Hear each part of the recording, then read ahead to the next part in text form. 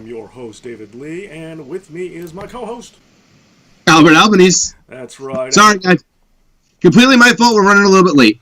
Yeah. My girlfriend was late to the dance. That's how they roll. Am I right, fellas? Eh? What are we going to do, huh? Yeah. You know what I'm talking about.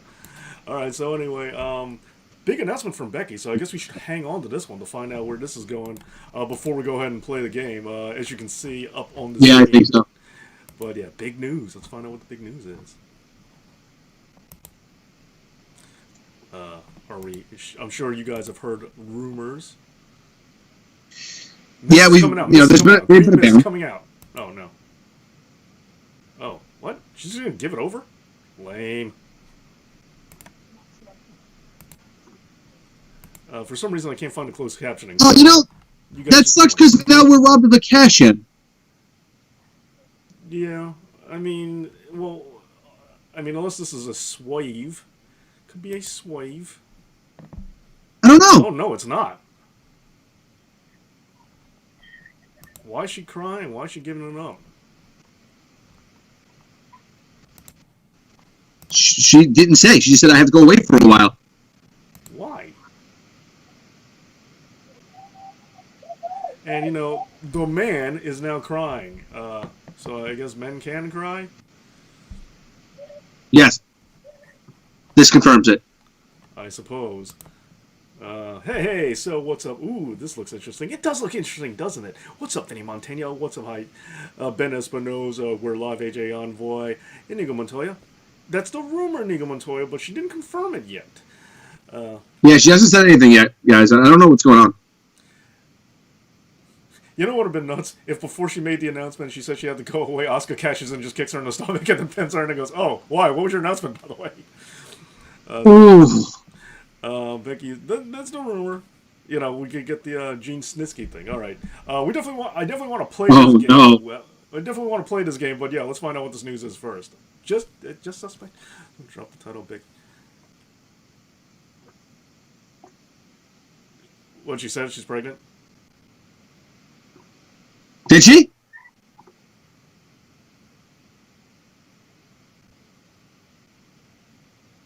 I'm rewinding.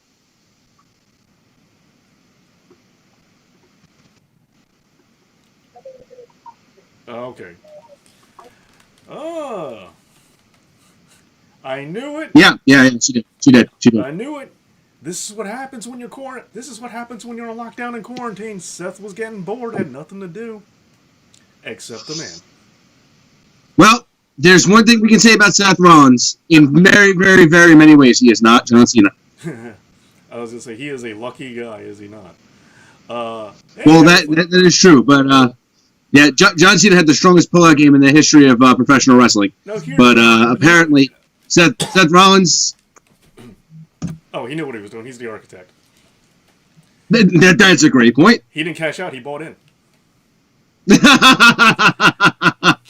So here's no, you were not John Cena, Harry Flynn. So here's a question now. No, you're not Harry. I guarantee. I don't feel this way, but I guarantee someone out there, will say this is the problem with women's wrestling. They get pregnant. Like somebody's going to say something. Yeah, it's going to happen on social media. Somebody's going there. I'm 100% positive. I don't agree. I don't feel that way. I think it's awesome. We should have women's wrestlers, but I guarantee someone's going to say that out there. I'm waiting for it. And then there's going to be like social media backlash on that guy, and this is going to be a thing. This is going to be a thing at some point. There's another disappointing thing about this is I understand the timing of all of it, but the disappointing thing for me now is how many years in a row have we had no real drama of the women's cash-in? Because Bayley cashed in immediately that night last year. Alexa cashed in immediately that night the year before. So it's really the only person who rocked it for a long period of time was James Ellsworth. Carmella.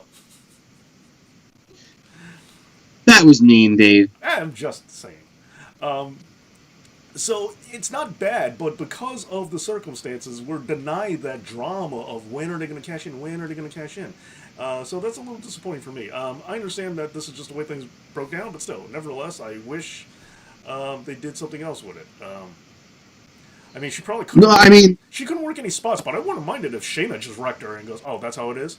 You You get Pregasaurus on me, and then Shayna takes the belt, and then we still have Asuka with the cash-in possibility.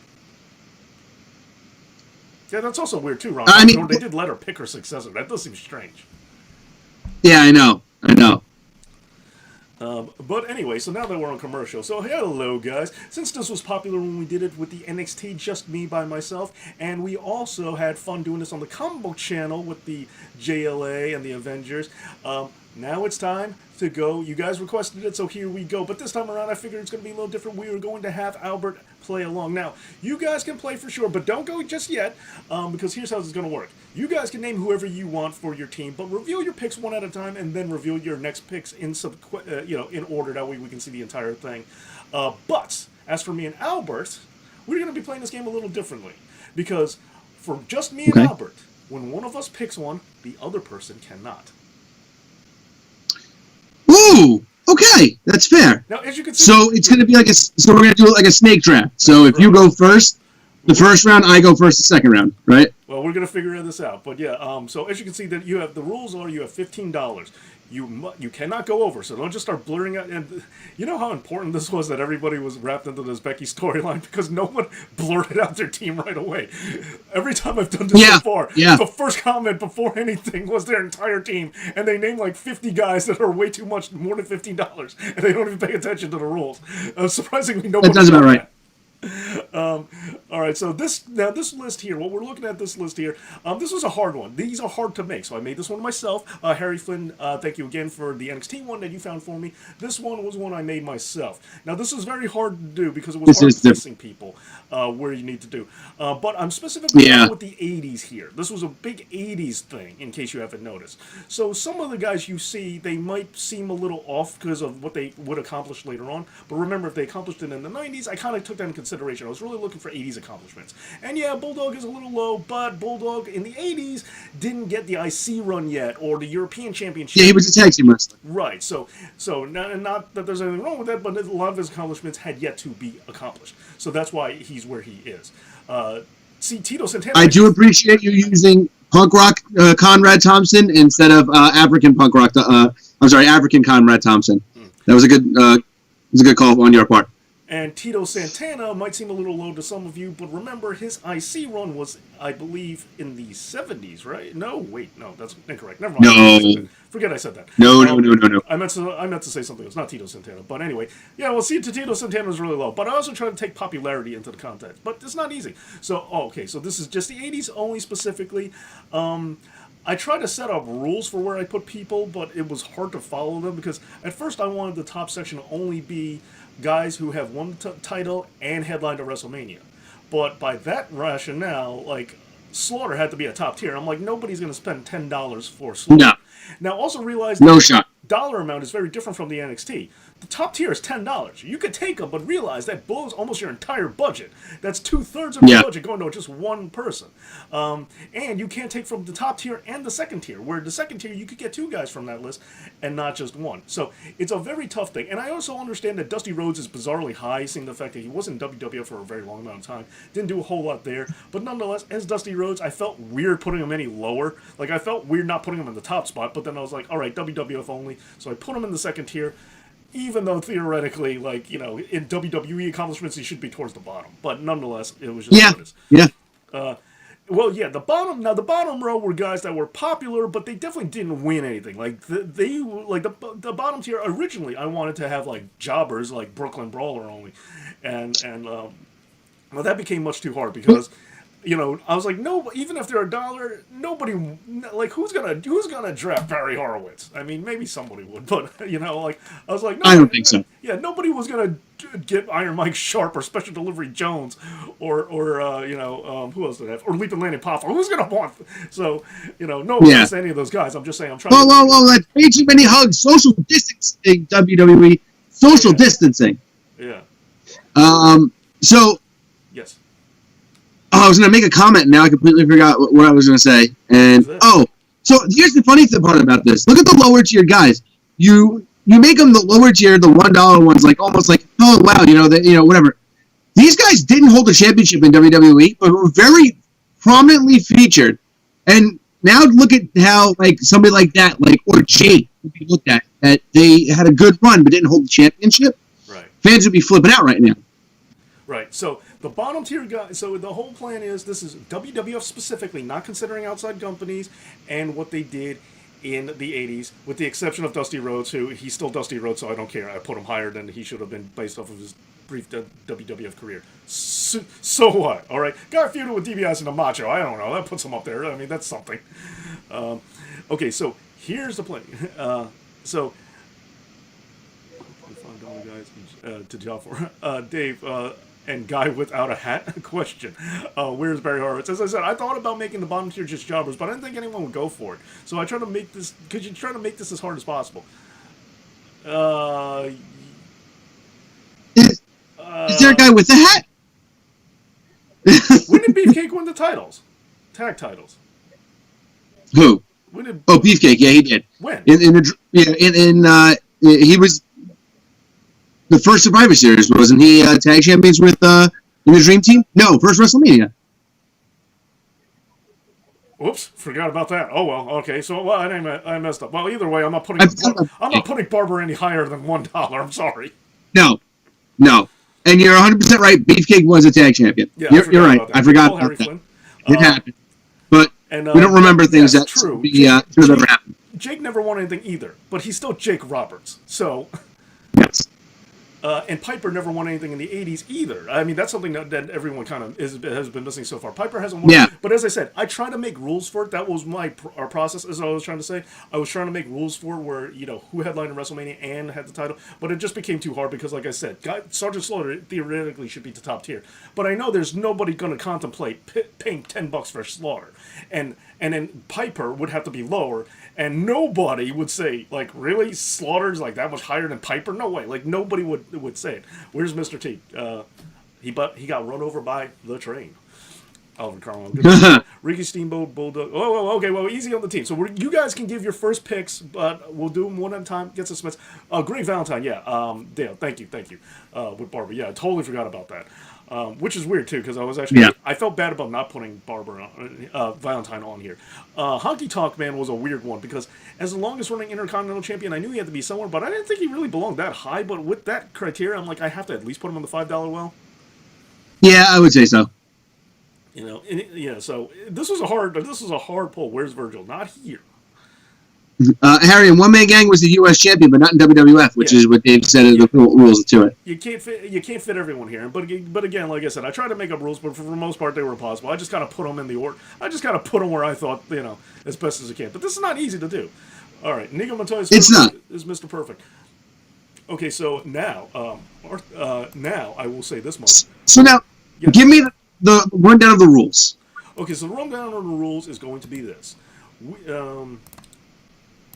are going to pick one at a time. Whoever goes first picks whoever they want. You can't spend more than, and then the next person goes, and then the first person goes, and we go back and forth until all $15 is spent. If you still have money to go and your opponent doesn't, and either you or I doesn't, then you just keep drafting by yourself. Gotcha. But so now, is it to build the best team, or is this to build what's the goal of it, though? The goal is to build the best possible faction you can. I contemplated doing the best Survivor Series team possible. Okay. But you probably won't be able to do that because you might not get the right amount of guys. But anyway, so it's just trying to build the best faction you can. Okay, however, fair enough. Once one of us picks someone, the other one can't. You guys in the chat, in the Know It All Nation, you guys can pick anybody you want. Doesn't matter. Just for me and Albert. If me or Albert picks someone, the other one can't. And in order to determine who goes first, I think a round of rock, paper, scissors. Fair. All right, hand up. Okay. Rock, paper, scissors, shoot. Oh, crap. Oh, wow. All right, let's try that again. Let's do it again. Let's figure it out. All right, here we go. Rock, paper, scissors, shoot. Oh! Paper covers rock. And I get the first pick. All right. Okay, who is your first pick, Monsieur Albert? What do you think my first pick is? Hulk Hogan? I am blowing my entire $10 and going with the Macho Man Randy Savage. Why wouldn't I? If you want the best, you get the best. All right. If I had gone first, I'm not gonna lie, I would have taken Randy Savage just to make you mad. Yep, I knew it. Because I know you wouldn't draft Hogan. Like there was no chance of you doing that. Like you might be spiteful, but you ain't that spiteful. Okay, Antonio Cage's first pick is JYD. Nice. Mr. All right. Perfect and Steamboat. I wouldn't mind. Hey, Raw Reflex. Flip a cruiserweight. They flip themselves. Okay, so hold on. Just got to plug in the old computer. When Arthur Pryor's here, I would like if Harry and Arthur did it where they couldn't pick the same guy and it was just the two of them fighting it out because I would laugh. I would find that mildly entertaining. Just the two of them fighting, which is just the best parts of the stream. So. Right. So, okay. So make sure. Okay. So, first pick for Albert is Macho Man Randy Savage. No surprise there. I contemplated just making $15 just to really get you. All right. So. You guess what my first pick would have been? Yeah. Then the game would have been over for you. All right. And at the end of this. And at the end of this, we're going to allow the Know-It-All Nation to decide who's got the better team. All right. So my first pick, I am going with. Decisions.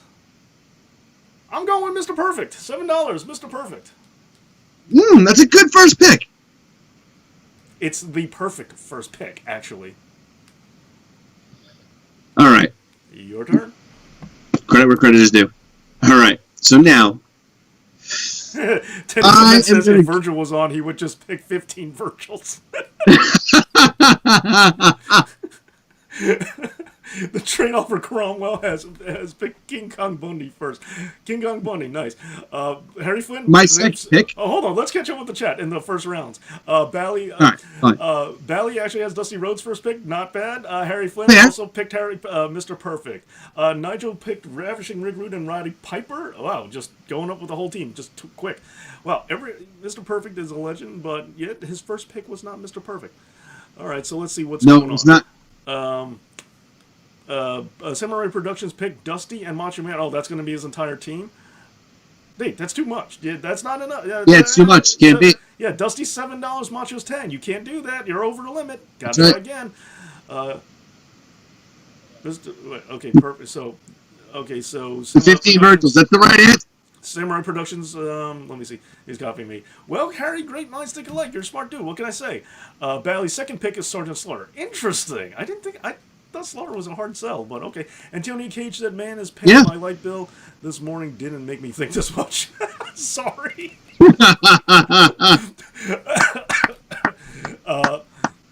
Travarius Anderson has 5 British Bulldogs.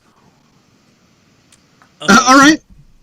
Okay, since Albert took Savage, I have to go with Piper. Oh, unlighted soul. Now, you guys can pick whoever you want. Me and Albert just can't pick each other's choices.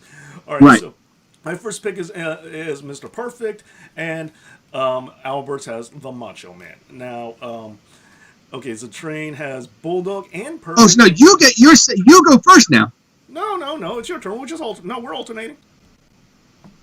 That's not fair because then you can. You sure? Yeah. It's my game. I'm going to cheat if I have to. All right, so, okay, second pick for Inigo Montoya is Jake the Snake Roberts. Oh, and when you guys name your second pick, also remind me who your first is. So put it out in the same chat. That way you can see it, because I'm not going to remember it. I'm having a hard time remembering where I am. Teddy Clement has Perfect and Steve-O.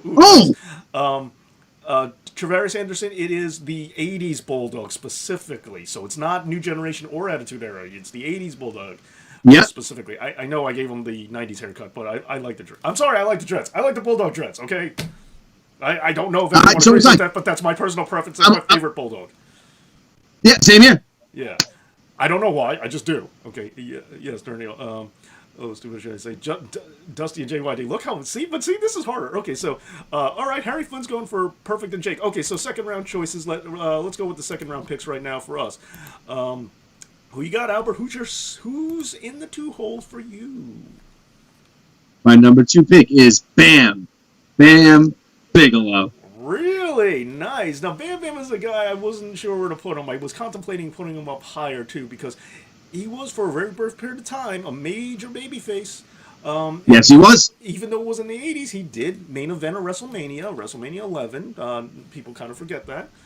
And he was on the final member eliminated in the first ever Survivor Series main event. Right, and that was part of his major push. Held his own against Yep. Andre. He didn't win, but he still hung in there. So I did contemplate Which moving him Hogan's the higher. only one who ever did. So I did contemplate. I did contemplate putting him higher, but okay, good pick. All right, so Macho Man and Bam Bam Bigelow is Albert's team. Not for me. So I started us off with Mr. Perfect. Now, Harry Flynn, who also started off with Mr. Perfect, his second pick was Jake Roberts. Mine, on the other hand, will not be. Jake Roberts was a very difficult guy to place. I will say. I didn't know where to put him because he didn't have a world title or any title in WWF. However, he's still immensely popular and was a very a very overact. Okay, so he was the $1 million champion. No, he stole it. He wasn't the $1 million champion. There's a difference. There was a difference.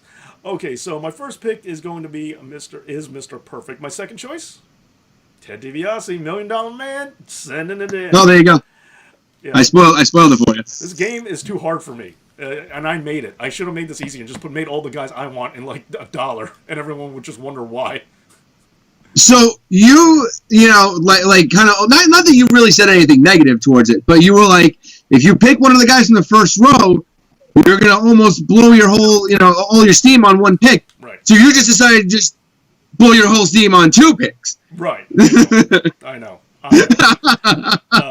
This is tough because, and for me, it was either Ricky or DiBiase. It was really tough choosing between those two, and I feel like no matter what, I was gonna be mad. Like I was gonna be mad at myself. Like but I just kind of my last minute decision. So, all right, now let's catch up with the chat. Let's see how everybody else is doing. Ron Reflex's first pick, Sheiky baby. He was another one I didn't know where to pick because he was the guy who heavyweight champion though. Right, he former WWF champion, transitional champion, sure, but still, like I didn't know where to tag team champion too. Yeah, WrestleMania 1. Right, didn't know when to pick him. Okay, the Train, they wanted me to pick Rick Rude. Don't think that's not an option for me. All right, Train. Wow, Train really likes his perfect analogy. Train, are you the perfect Train, by the way? I wish that Rick Rude was lower, so I would have been able to pick him with Macho. Dude, I'm gonna just put you that way. The second tier is actually like my favorite tier, like all round. Yeah, like there was a point where I thought to myself, well, all right, it's absurd that I can't have Dusty or DiBiase or Perfect or Rude if I pick Savage. And then I remembered to myself, if I take two of them, though, I'm done either way. So I think you also realized that you don't care.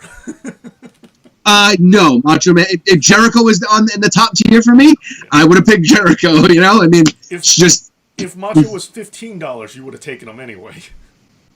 Yeah, 100%. Playing, you just would have sat out.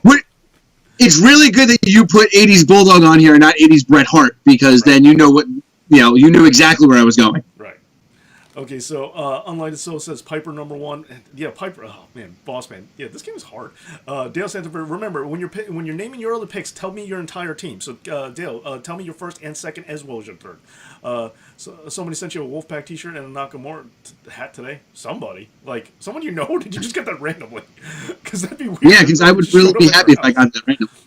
Antonio says his stable is going to be Perfect, Santana, King Kong Bundy, Hillbilly Jim, JYD. We're going to take over and destroy all the Japanese wrestlers.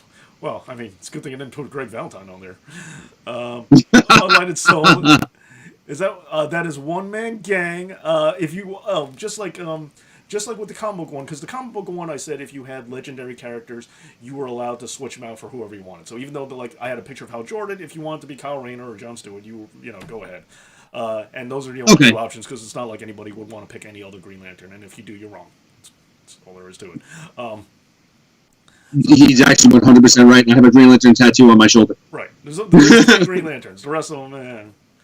Alan Scott doesn't count because he's not really a Green Lantern. Sorry. And Guy Gardner, don't get me started. Yeah, nobody likes Guy Gardner. Unless you wanted to get cute and say, yeah, I want Kilowog, and I'm like, okay, I guess I'd let that go. I'm alright with that. Yeah, or like,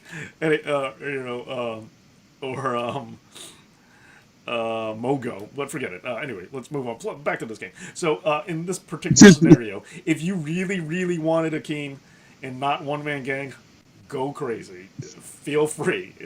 As long as they're still in the 80s, have fun. I don't know why you would. No, fair But enough. go ahead. But yes, I had One Man Gang because I think One Man Gang. I also thought about Missing Link too.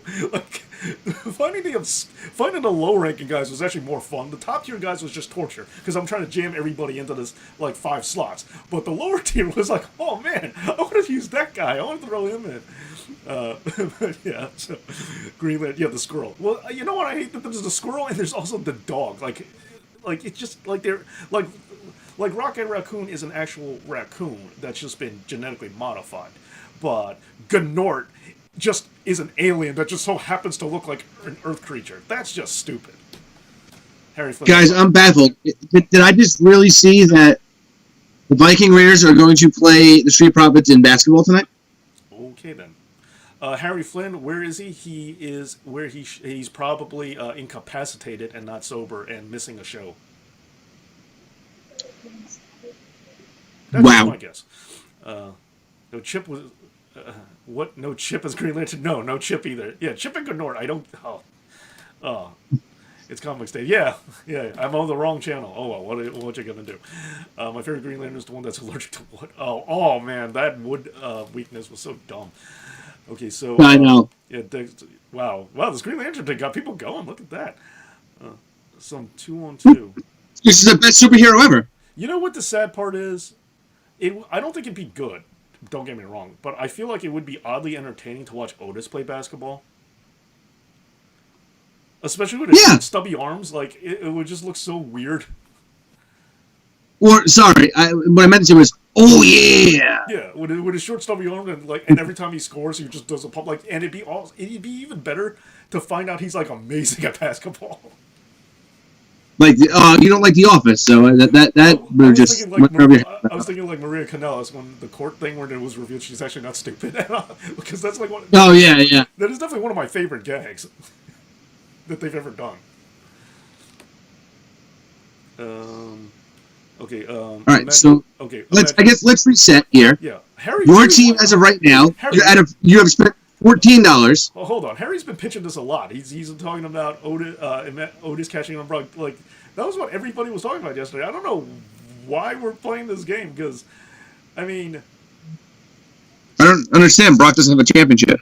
I mean, come on, doesn't he? I mean, no, that part I understand because he almost always has a championship. Even when he doesn't have a championship, he's the championship. I was expecting when they crashed through Vince's office yesterday that Brock was just going to be sitting there in a closet. Jesus. Okay, so Viking Rangers, yeah, but Otis, yeah, Viking Rangers. I don't care about watching him play basketball. I get, but like Otis would have been funny, especially if he was amazingly good. Okay, so let's read. Yeah, you're right. Let's catch up. So Bally's team is Sergeant Slaughter. I'm sorry, read it in the wrong order. Dusty Rhodes, Sergeant Slaughter, Ricky Steamboat, Shake the Snake Roberts, and the Junkyard Dog. Very, very good.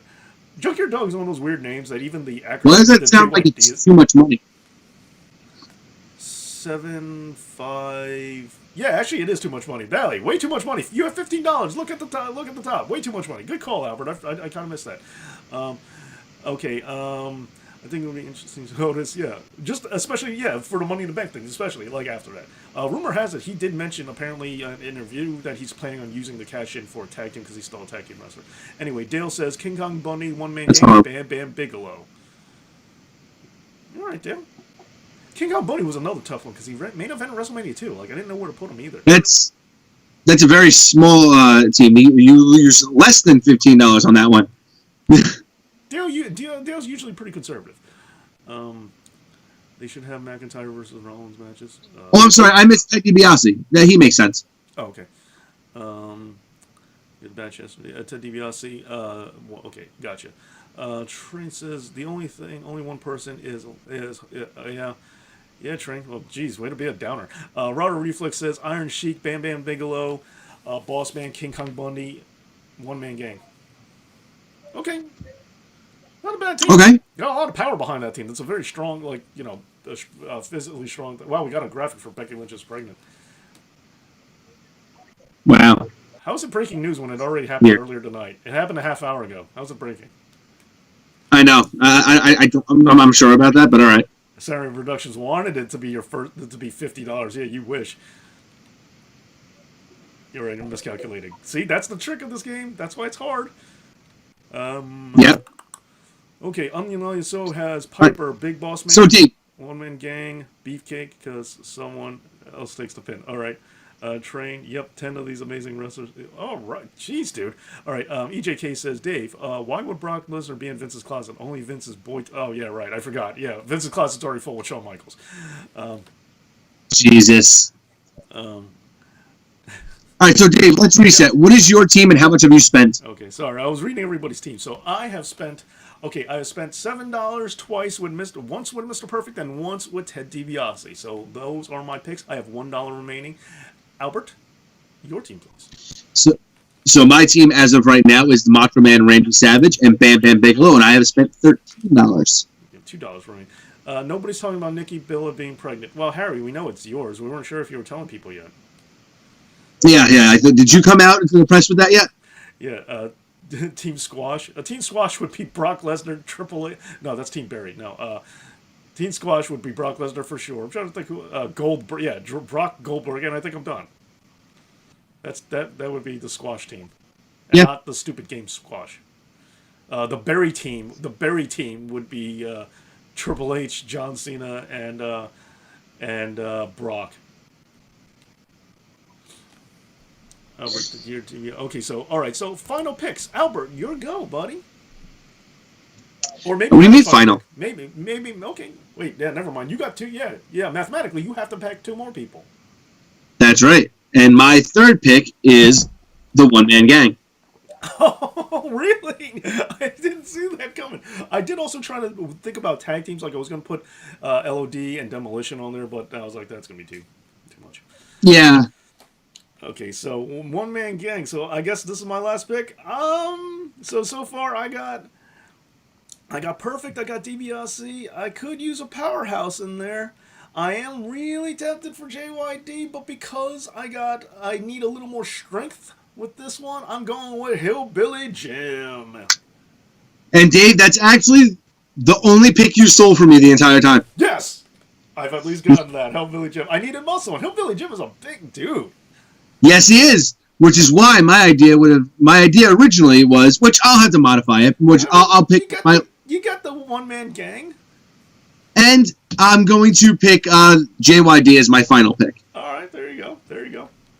So now it changes up my strategy. My strategy now is that Macho Man will be the heavyweight champion, JYD will be the Intercontinental champion, and Bam Bam and One Man Gang will be my tag champions, and we will rule the entire World Wrestling Federation. I got Perfect and DiBiase. Either one of them can be a main eventer, and the other one can be the IC. I don't care which way this goes. And then I got Hillbilly Jim. You know what? He'll make a heel turn and just turn into a forcer. You know what? And Yeah, he's the heater. And I always go on and on about how much I love the the Southern Justice gimmick that the Godwins never got over. You know what? Yeah, he'll just be mafioso Hillbilly Jim. He'll just have a ponytail and they'll do the Southern Justice gimmick, which I go on and on about how badly I wish that gimmick worked. Okay. Yeah, I'm kind of actually with you. So there's my. I don't understand why that never happened. So there's my team: Mr. Perfect, Ted DiBiase, and Hillbilly Jim. Albert. Macho Man Randy Savage, Bam Bam Bigelow, the One Man Gang, and the Junkyard Dog. All right, now guys, which of us do you think has the better team? Let us know in the chat, and also let's catch up. Albert, catch up with the chat. See, let's talk about everybody else's picks. See what you got. So EJK, actually, his first pick is the whole $1 row. All of them are useful in their own way and all kind of pretty cool, which makes sense.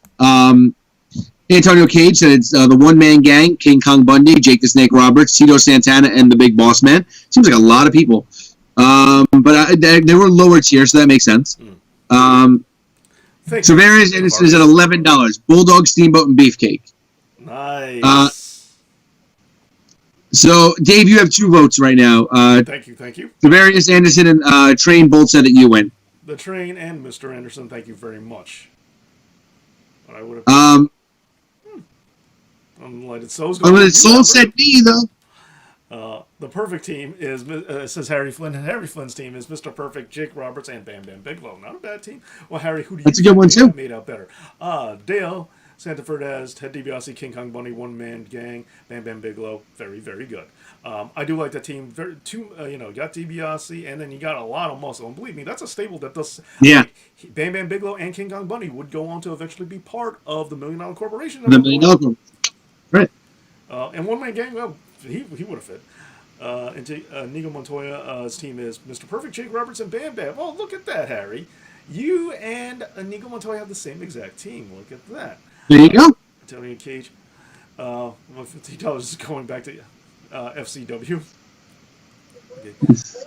Train says 15 goes to David Arquette, so. Boo. So as of right now, only 2 people have voted, Dave, and you're winning 2-1. I'll just count that as a win. I'll just mark it down and say I won. Need to see the graphic. Oh, sure you will. Sorry. I apologize. I thought we were done, but I guess not. Okay, here we go. Here's the graphic. Oh, we're back. Okay, stop it, Train. Stop. You're hurting our feelings.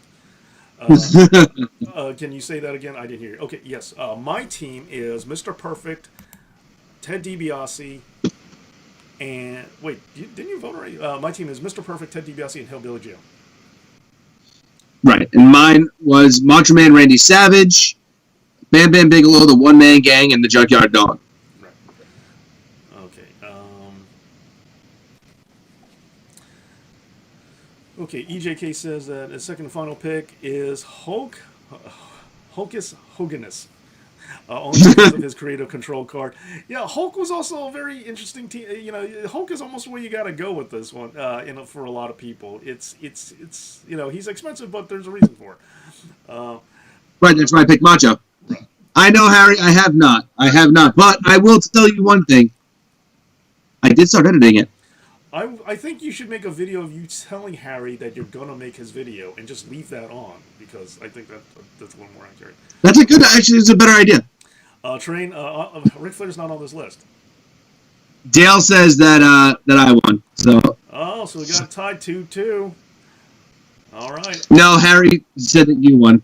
Oh. So it's 3-2 you. Nice. I'll take it. Okay. Teddy Clement said just Hogan, so I can have creative control and squash everyone else. Base Up Army says Jake the Snake, Mr. Perfect, British Bulldog. Okay. It's a good one. All right, brand new triple threat. Teddy Clement says just Hogan. Yeah, right. Fine, hardly. I apologize. I also wanted to put Haku on this list, but yeah, unfortunately can't. Yeah. Thank you very much for the win, Harry Flynn. I have to pick titles for my tag team go for. Yeah, I guess the way when I pick these teams, I don't go with the mentality that I need somebody to take every title. Like, I know that's like the point of a lot of factions, but I just never looked at it that way. I'm just always trying to assemble like the teams of wrestlers that I enjoy the most, who I also think will work together. Like when we did the NXT one, as much as I love Velveteen Dream, I didn't put him in because I'm like, Velveteen Dream's not part of a faction. Like Hillbilly Jim is the odd man out. Makes sense. Yeah, Hillbilly Jim is the odd man out for my team without a shadow of doubt. Like DiBiase and Perfect, they get along, pretty well. But sitting with me, JYD is the outlier too. So JYD would probably either that or One Man Gang. You can look at it either way. I probably would have. They can either be a babyface or a heel stable. Just one of them. Somebody's got to make a turn. Right. I probably would have taken One Man Gang if you did it. That probably would have been my muscle. But because of that, the strongest guy by far on that bottom tier, which is the only tier I could have left, was Hillbilly Jim. So I had to take him. Nobody has mentioned Hacksaw, which I'm not. I want to say I'm surprised by, but I'm really not. I'm not. I take that back. I am surprised because people have picked Beefcake over Hacksaw. Well, when you put it that way. All the money for. All right, so David Arquette versus Vince Russo in a contract on a pole match. Where's Coco Beware? I did think about Coco Beware. I did really consider Coco Beware. He was another one. The problem is, it's like these are not as many slots as you think. Like, you're like, oh, I could do this easy. Yeah. No matter what, you leave somebody out. Hey, Akira. Yeah, you always leave somebody out. Zelina Vega's faction. What I also think is weird, beyond all this, we see Zelina Vega. Okay, so I'm going back to the. Everyone good with the graphics? Should we leave it up? I'll leave it up for just another minute, but we'll go back But we're gonna go back to the two screen so we can just focus on Raw now. Wait, Yeah. Dave, wait? Can you do a surfboard? Can I do a surfboard? Oh, we're trying to keep this a family show, buddy. EJK said, "Well, hey, stop! No, EJK, that didn't happen. Again, that's one of those things. Yeah, there's a list of I know. there's a list of streak stuff that we don't acknowledge because they didn't happen. They're not true. Then there's the one that WWE pretends isn't true, but it actually is. This Which is the way is? I look at it. Taz beat Kurt Angle's undefeated streak, but WWE pretends that's not true. So you know what? If they could do it, so could I. And I'm doing it for just about every other streak that WWE's ever had. What, you mean like the Tonkas? Yeah, I was gonna say Ludwig Borger didn't end that. All right, I didn't know that was actually so near and dear to your heart, but okay. It's not. I'm just saying, like they almost never make the choice. And who? Oh man, I had this on the tip of my tongue, and for some reason, no, it's who got Bo Dallas? Was it R-Truth? I feel like it was R-Truth who beat Bo's, right? You might be right. I don't remember. Didn't have a long one. It's not like that was like it was streak wasn't that important, but still, I feel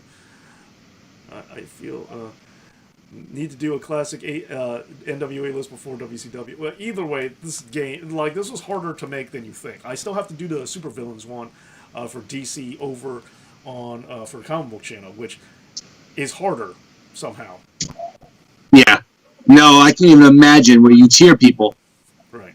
Yeah. That's the problem. Like, the spread of power is too far. Like, the Avengers one was easy because we were just doing MCU. And MCU-wise, the Avengers are relatively close. I mean, yeah, you got some spread there, but it's not that ridiculous. They're not all over the place. Where in DC Comics, the supervillains, you got, on one hand, you got the Anti-Monitor, and then the other hand, you're going to have frickin' Codpiece. Look him up. I'm not going to explain it to you.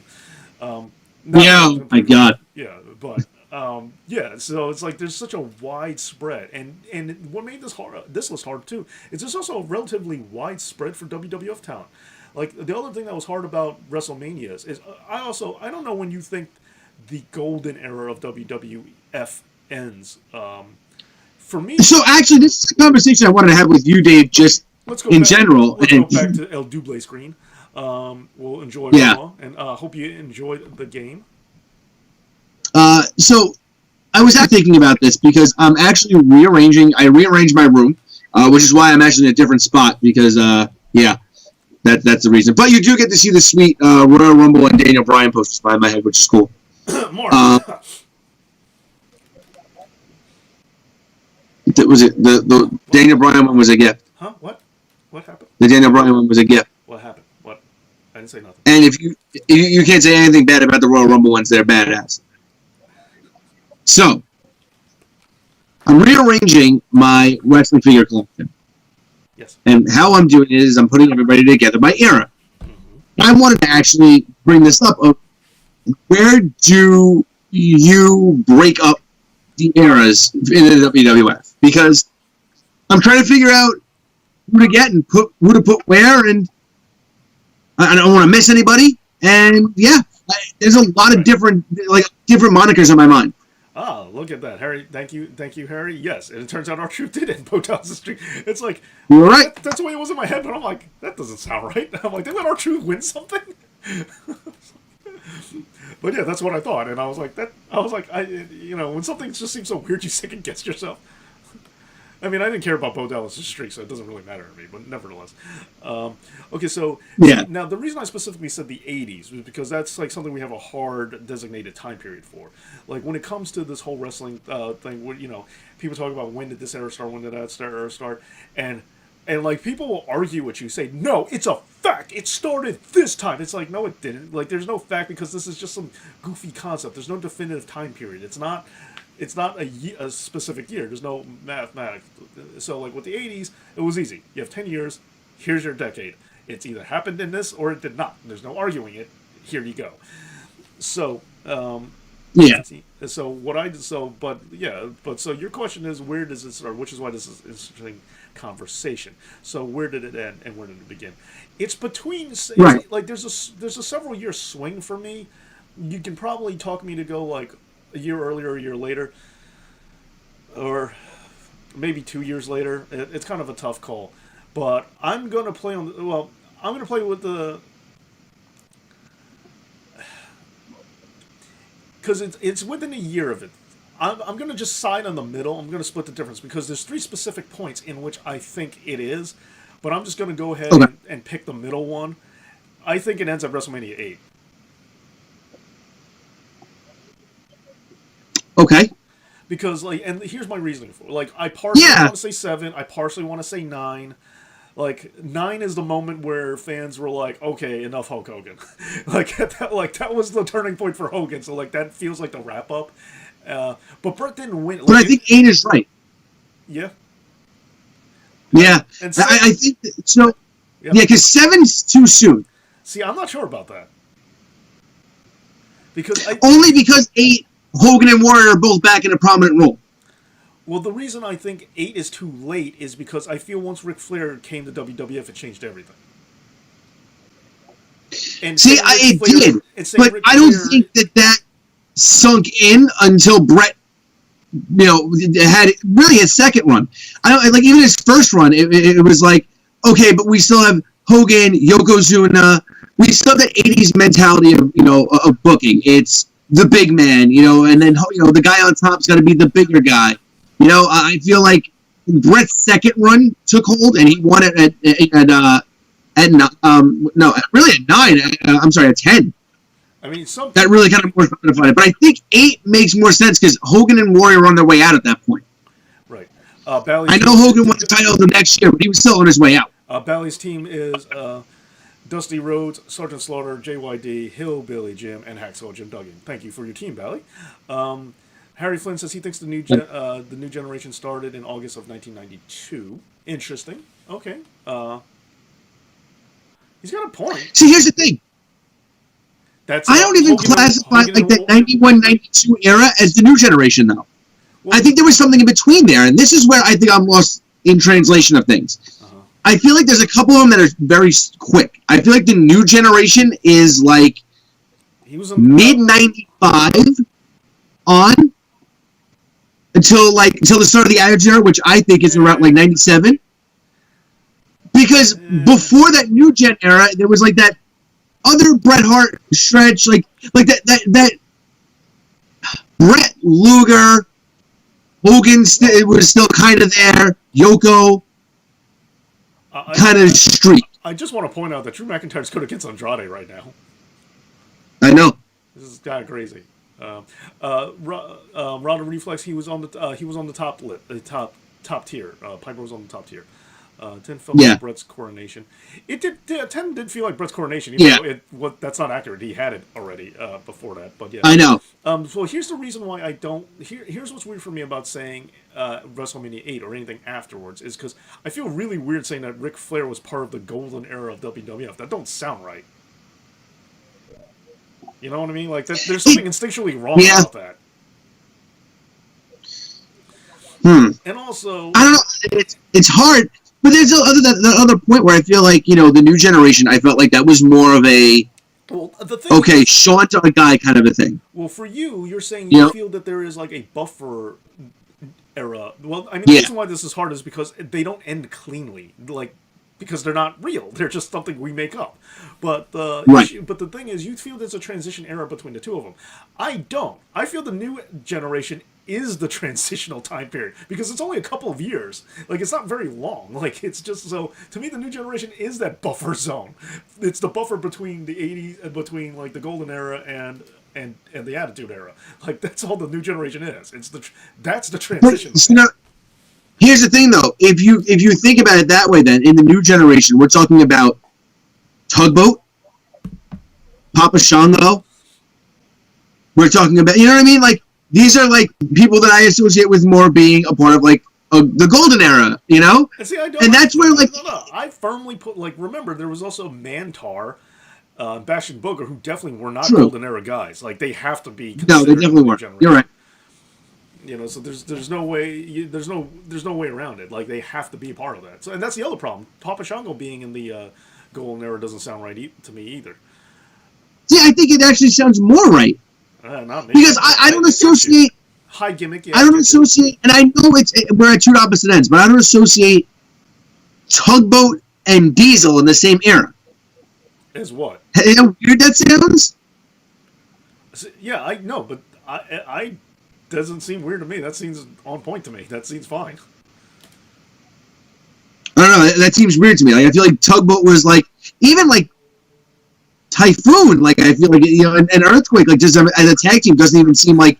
And I know that they might even overlap, but it doesn't even seem like Diesel was in the company at the same time as that. I mean, I get your point because like Tugboat came like for those of you who remember when Typhoon was Tugboat, he came on really trying as Hulk Hogan's friend. Like that was the thing. I'm Hulk Hogan's friend, and so that does feel weird putting him in the new generation because he entered as like as a Hogan. He had a watered down Hillbilly Jim introduction is really what he had. Yes, 100%. Because like. Oh, you're Hulk Hogan's friend. Well, when do you ever hang out with Hogan? Shut up. It's like... We're friends. What do you mean? Yeah, that was pretty much it. Yeah, we're like best friends. Yeah, how come we never see you together? Shut up. That's why. Because we hang out at his house. You're not at his house. Yeah. And that was pretty much where it lasted, but they're like good friends and all that. Are you all done with that $15 game? Oh, wait a minute. Wait, Arthur, you don't want in? I thought you wanted... Oh, nonsense. It's nonsense because he didn't get to play. Yeah, me and Albert concluded the game already. It's been an hour. We played it where you guys can draft whoever you want, but me and Albert can't draft someone that the other person did. I said it would be funny, Arthur, if you and Harry did the same, but whatever. Harry still already went. That's what you get for being late, fool. Didn't Tugboat go to WCW? Yes, he did. He did go as a Shockmaster. Yeah, what are you guys' thoughts on this? Albert, you want to get trial specific, whatever that means? I would say the new generation is 93 to 97. See, for me, well, that's the other thing. For me, the new generation ends in 96. I'm one of those early adopters for the Attitude Era is the Stone Cold Steve Austin coronation speech at King of the Ring. That's the beginning of the Attitude Era for me. As soon as that t-shirt got made, as soon as the speech got made and the t-shirt got made, the Attitude Era began. Because saying that the Austin 316 shirt was hanging around during the new generation is just dumb to me. Yeah, that doesn't make sense to me. It's the coronation speech. I know some people pick it a lot later. I know a lot of people say the screw job. I highly disagree. I don't think so. Because if you're saying the screw job, you're saying that Brett wasn't a part of the Attitude Era, and that's BS. Well, there are a lot of people who say that. There are a lot of people who stick to that and want to say that he wasn't. Now back to the Golden Era part, though. There are going to be people who say it ends at WrestleMania 6 because that was 1990, and that was like the end of the Golden Era. Now, there are going to be people who say that, and I get it, but... Yeah. And you can make the argument in a way, but WrestleMania 7's main event, then almost kind of wipes that out.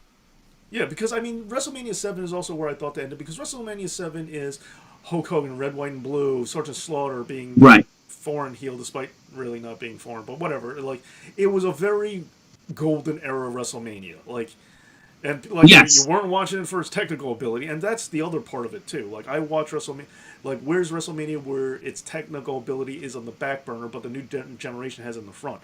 And WrestleMania, while the title match was a more technical match, it wasn't the main event. So, that's the other problem. If Macho and Flair was the actual main event of that program, I probably would have said that it ends at 7. But the other thing for me, too, is that, as I've said before, is Macho's story arc really didn't come to a conclusion until WrestleMania 8. And that's the other reason why I'm there, because that was the lingering thread. Like, everything with Macho Man going forward, Macho Man, remember, people forget he wrestled at WrestleMania 10 against Crush. He still was around the company for a while. But his story was wrapped up. Like, every peg from it. It started with him being a free agent, who's going to be his manager. He brought in Liz. WrestleMania 8, he got the title. It was the moment he finally didn't have to choose between the girl or the belt. He could have both. It was the coming to story. It was the coming of age almost of wrestling terms. Everything coming full circle. Randy. He turned on Liz. They got married on TV. Right. Everything came to a head, and it was finally he got both. He got to have the title, and he got to have his girl. And then we just stopped talking about Miss Elizabeth not too long after, and we pretend it never happened. Then the divorce gets mentioned in WWF Magazine, and that was that. So that's not fun. But so I look at WrestleMania 8 as the conclusion of Macho's story, and that's kind of why I'm picking it. Although, as I said, you can really tempt me to go earlier or later. You can sway me to go earlier more than you can sway me to go later, though. I will say that much.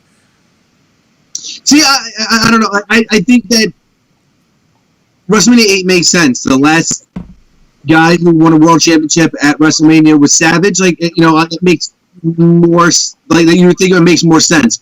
But then, that's why I almost want to say 9, though. Like Right. 8 sounds like it, but then 9, it's just like, it's this weird Hogan transition out of nowhere where they're just like, no, we're going to go right back to the well, which we knew was failing, kind of a thing.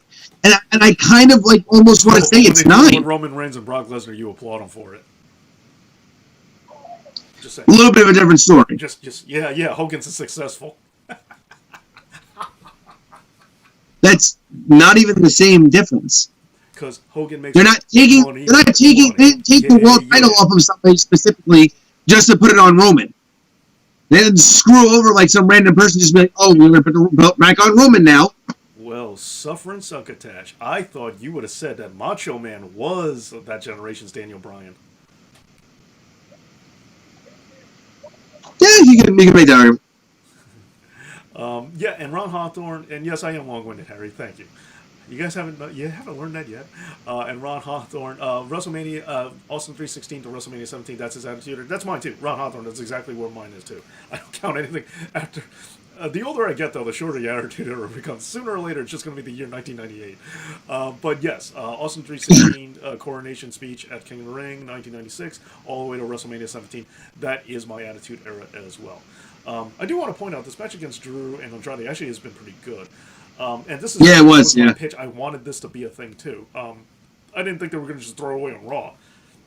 But Andrade was gaining so much momentum, like they could have built this feud a little properly for pay-per-view. But what are you gonna do? Yeah, I think so, especially with these in your house style pay-per-views there, Renee. Right.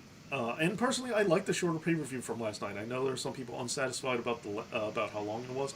I'm perfectly fine with it. I don't need. So was I. Yeah, I don't need long pay-per-views. I don't need 8-hour WrestleManias. Question. Yeah. What did you think?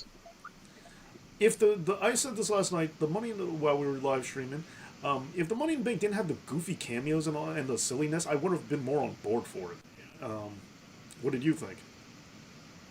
Why is everyone just naming gimmick versus gimmick? Did anyone say John Moxley versus Dean Ambrose, by the way? That's a good one. Yes. Anyway, yeah. So what did you think? Yeah. I loved it. I loved it all. I thought it was great. I thought it was very well done. I'm still... So I don't want to say I'm disappointed that Otis won. Yeah. But I want to know where they're going with it. Yeah, that's it. He said simple as that. I'm okay with it. It's somebody new. And I'm okay with it. Allegedly, he said in an interview that he wants to, him and Tucky are going to cash in for the tag belts because he's still a tag team wrestler and he wants to make sure nobody forgets it. I heard that as well. I also heard that people were saying that he might give it to Mandy Rose. Aww. So, you know, I mean, I think the briefcase could be that thing where Mandy is maybe still a heel. Oh. And she's like, no, just give it to me. It's so amazing. I'm your girlfriend. It's like they have one storyline, and it's like, oh, this is the hottest thing in wrestling right now. It's like, yeah, people, it's goofy. It's almost like people wanted storylines, and you just should have been giving it to them. Like, how come you can't figure this out? It's not that it's that I don't understand. I'll never get that, Dave. Like, seriously, ever. It's not the best thing going. Put a story together. It's just the only actual storyline we got, and people are just taking it like oxygen in the underwater. You know, like, that's all there is. And that's the thing where, like, I'm sorry for anybody who loves AEW. I just thought this was funny.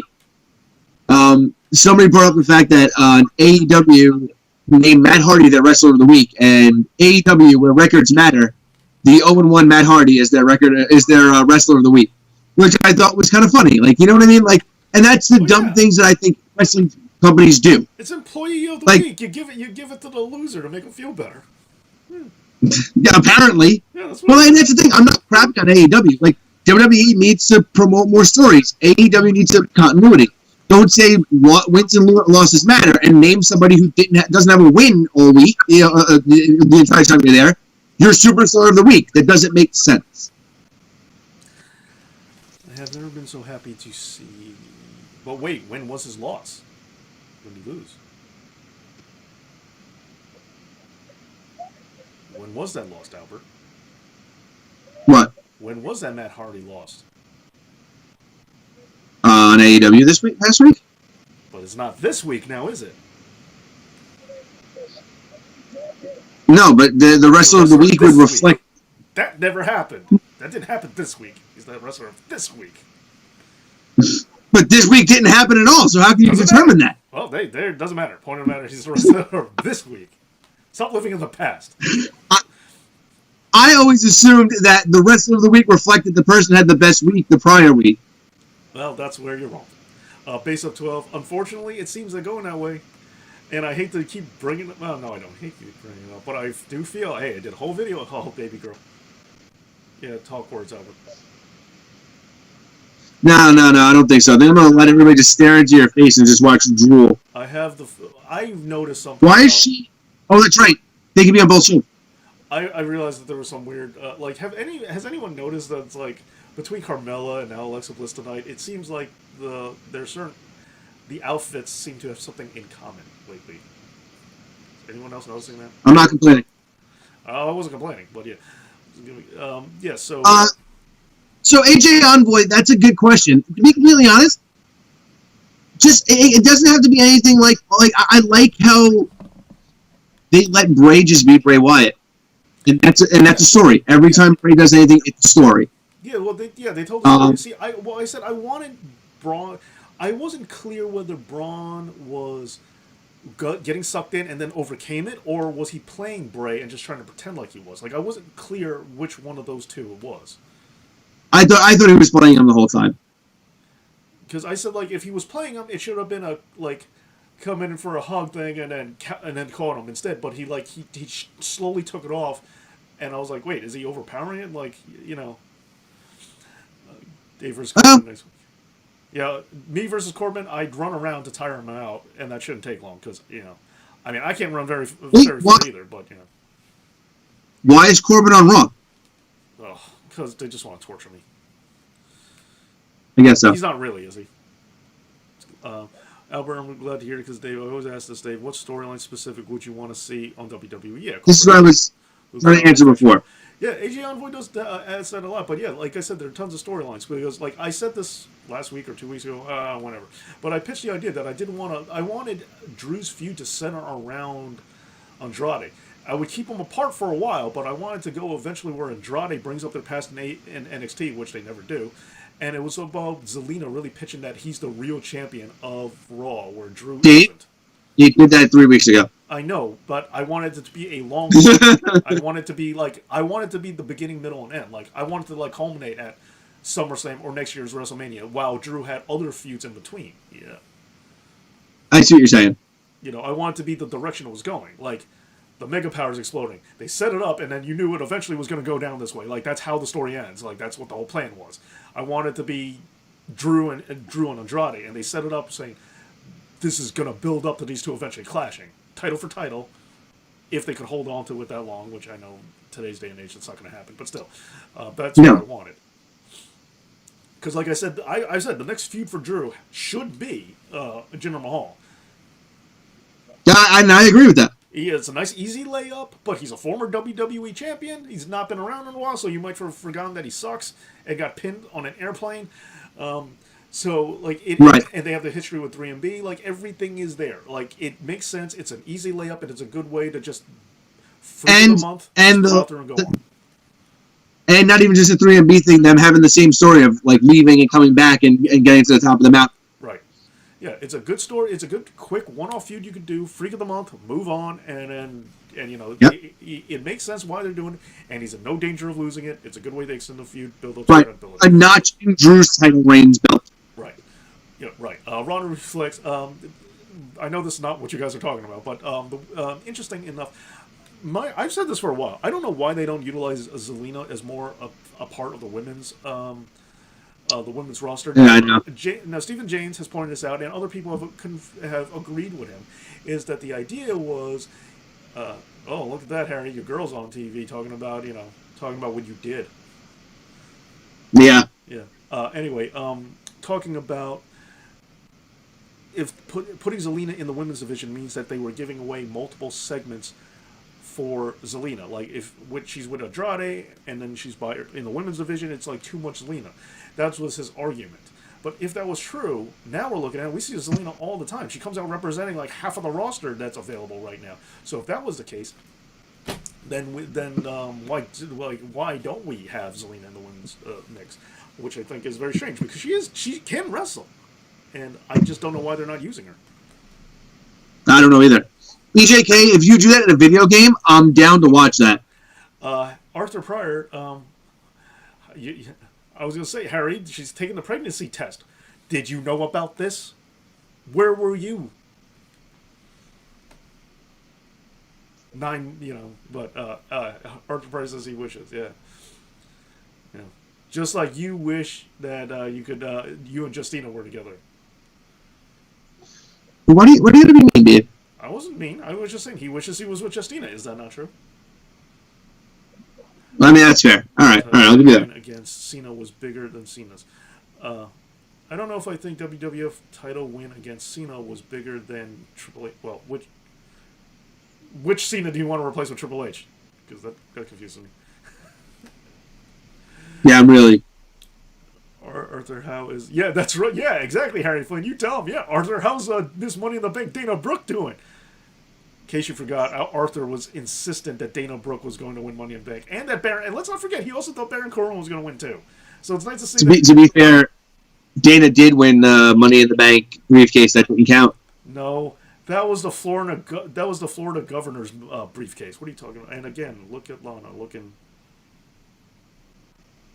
And it's just me who is noticing there's a certain thing about the women's costumes lately. Is it just me? No, they are very buxom. But yeah, there's something about they're showing off. The girls look different lately. Take WCW Pillman. Okay, he thought well, Samurai. Why is she mad? What? Why is she mad? Why is who mad? Lana? I don't know. I wasn't paying attention to her face. Understandable, but still. No, Harry Flynn. They were in Florida. Oh wait, no, they were in Connecticut. I'm sorry.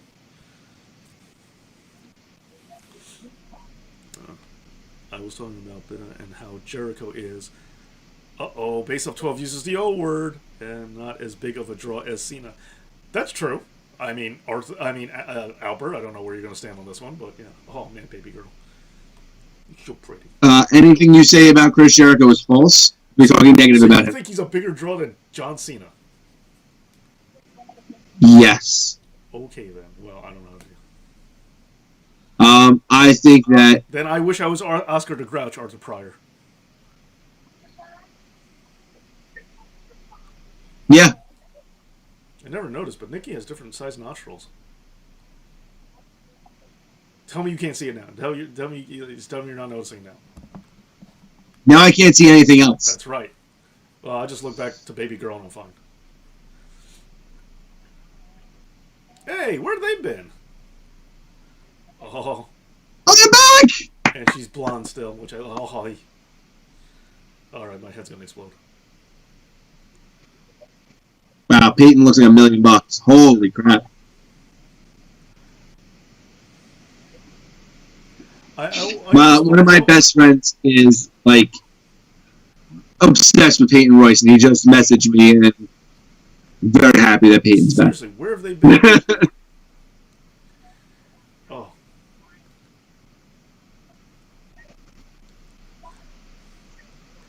I often wonder how attractive would I find Billie Kay if she wasn't standing next to Peyton Royce all the time, because I don't care remotely. I think that too. And I was actually, I saw a picture of Billie Kay where she just by herself, and I was like, oh, Billie Kay's actually not as unattractive as I thought she was. Right. And then I realized, oh, it's because she stands next to Peyton all the time. Now, I'm almost willing to guarantee it, and I don't like it, but it works for her, is like, I feel like Peyton has got to have lip injections. And I don't like it, lip injections, but her lips are so full. But they move really well, though. So, like, it makes me wonder, I'm like, maybe they're not? But, like, they have to be, right? I don't know. But... Ross whatever she's. Ross says she's no Brandy Rhodes. All right. She's no. Well, Look, we all have our favorites. First of all, Alexa Bliss is number one, so but. Yeah, in your world, here. In WWF, Payne or Becky's number two. I don't know, but I guess since Becky's not around right now, I guess Payne wins for me. But yeah, Alexa's like easily number one for me. Liv was number two, but not anymore. Why? I don't want to say. I know why. Yeah, you know why. Everybody knows. Yeah, anyone who knows my taste in women knows why. Does Payne also have fake blue eyes right now? That's possible. I mean, everybody wears these contacts nowadays, so. She's looking like Jessica Alba as Sue Storm. That doesn't bother me at all. Could be overdoing it. Let's think, yeah. I mean, her lips are very pretty, and like I said, the top one looks very full, but it moves. Like the problem I have with the fake lips is the lip injections is they stop moving. They just, look like two inner tubes flapping. The number one is Toni Storm. Number two is Tennille. Well, she's not in WWE right now, so that's not what we're talking about. Oh. Well, Tennille's my overall number one. Payton looks better as a brunette, but I don't care. Like, she's blonde, so I'm like, hey, I got no problem with somebody aiming for the stars. So, if you a little self-improvement's just fine by me. I really like Jessica Alba. She has no business being blonde, but I also don't care. I'll take it. It's always an upgrade. But she does look better as a brunette. Yeah, Jessica Alba was my, number one overall, celebrity crush of all time. And Spears are together. That they are. No, I mean ruthless aggressions. And I like how Base Up is correcting my opinion. No, Dave, you're wrong. No, I'm right. You're wrong, Base Up. But I can't. Base Up's a trolley troll. They keep showing this for Jimmy Johns. What's wrong? Brock Lesnar's not here to hawk your merch on his shorts, so you have to play an actual commercial. Yes. I'm not gonna lie. Because of Brock Lesnar, I won't eat at Jimmy John's. I'm like, well, this franchise is terrible. Harry's list is Nikki Bella, Scarlett, and Carmella. I really thought he was gonna say Nikki Bella, and Nikki Bella.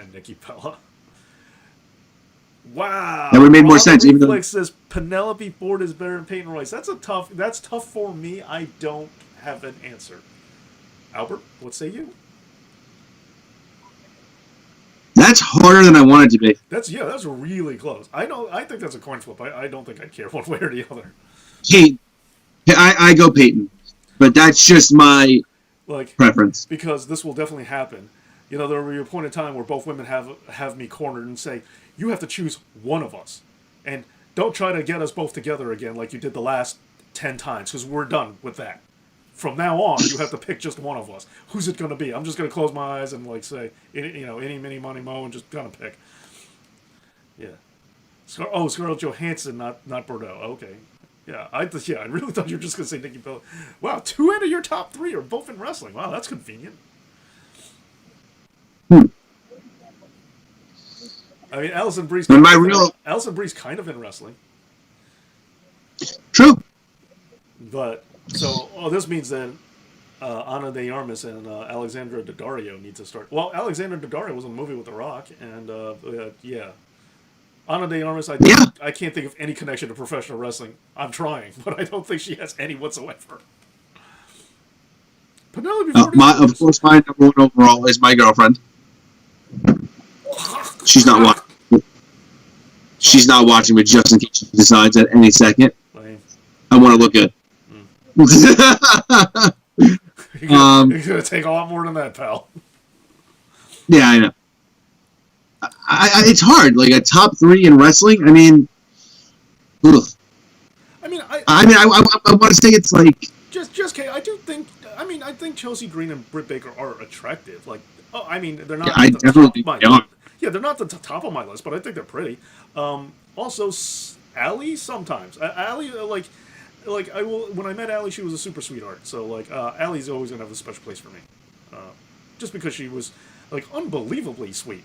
Every time you meet a wrestler, almost everybody says, yeah, this person's, the nicest person or whatever. But, Allie was really kind and sweet to me. Same thing with Gorgeous George, the Macho Man valet, I will also say. Okay, yeah, fair enough. Ray Durazo, I'm also convinced that's heard a only because little bit of this whole George thing. thought I was somebody else. Oh well. Oh crap! Works for We're you, gonna get right? into this. Yeah, Base Up has a question for you, Albert. What? Thor versus Hulk? Mm-hmm. Thor. What? Are you gone? Thor. 100%. He said the same thing. Are you crazy? Thor. 100%. I don't know what variant. Is there any chance they kiss? No, but this is like your dream of dreams right now, isn't it? I mean, unless we could get like 2017 Liv Morgan in the ring. Nice. And 1996 Sunny. Nice. No, nothing. I kind of thought that would have been right in your wheelhouse there, Oh no, Dave. that would have been, yeah. I mean, I was, Beulah McGillicuddy too. But, not enough people talk about Beulah. I had a big crush on Beulah back in the day. So did I. Beulah was my favorite ECW girl. Yeah, she was my number one. I told you the story how my friend got really embarrassed when he met Francine, right? Yes, you did. And you should definitely tell that story again. I've told her before. She's so cute when she does that.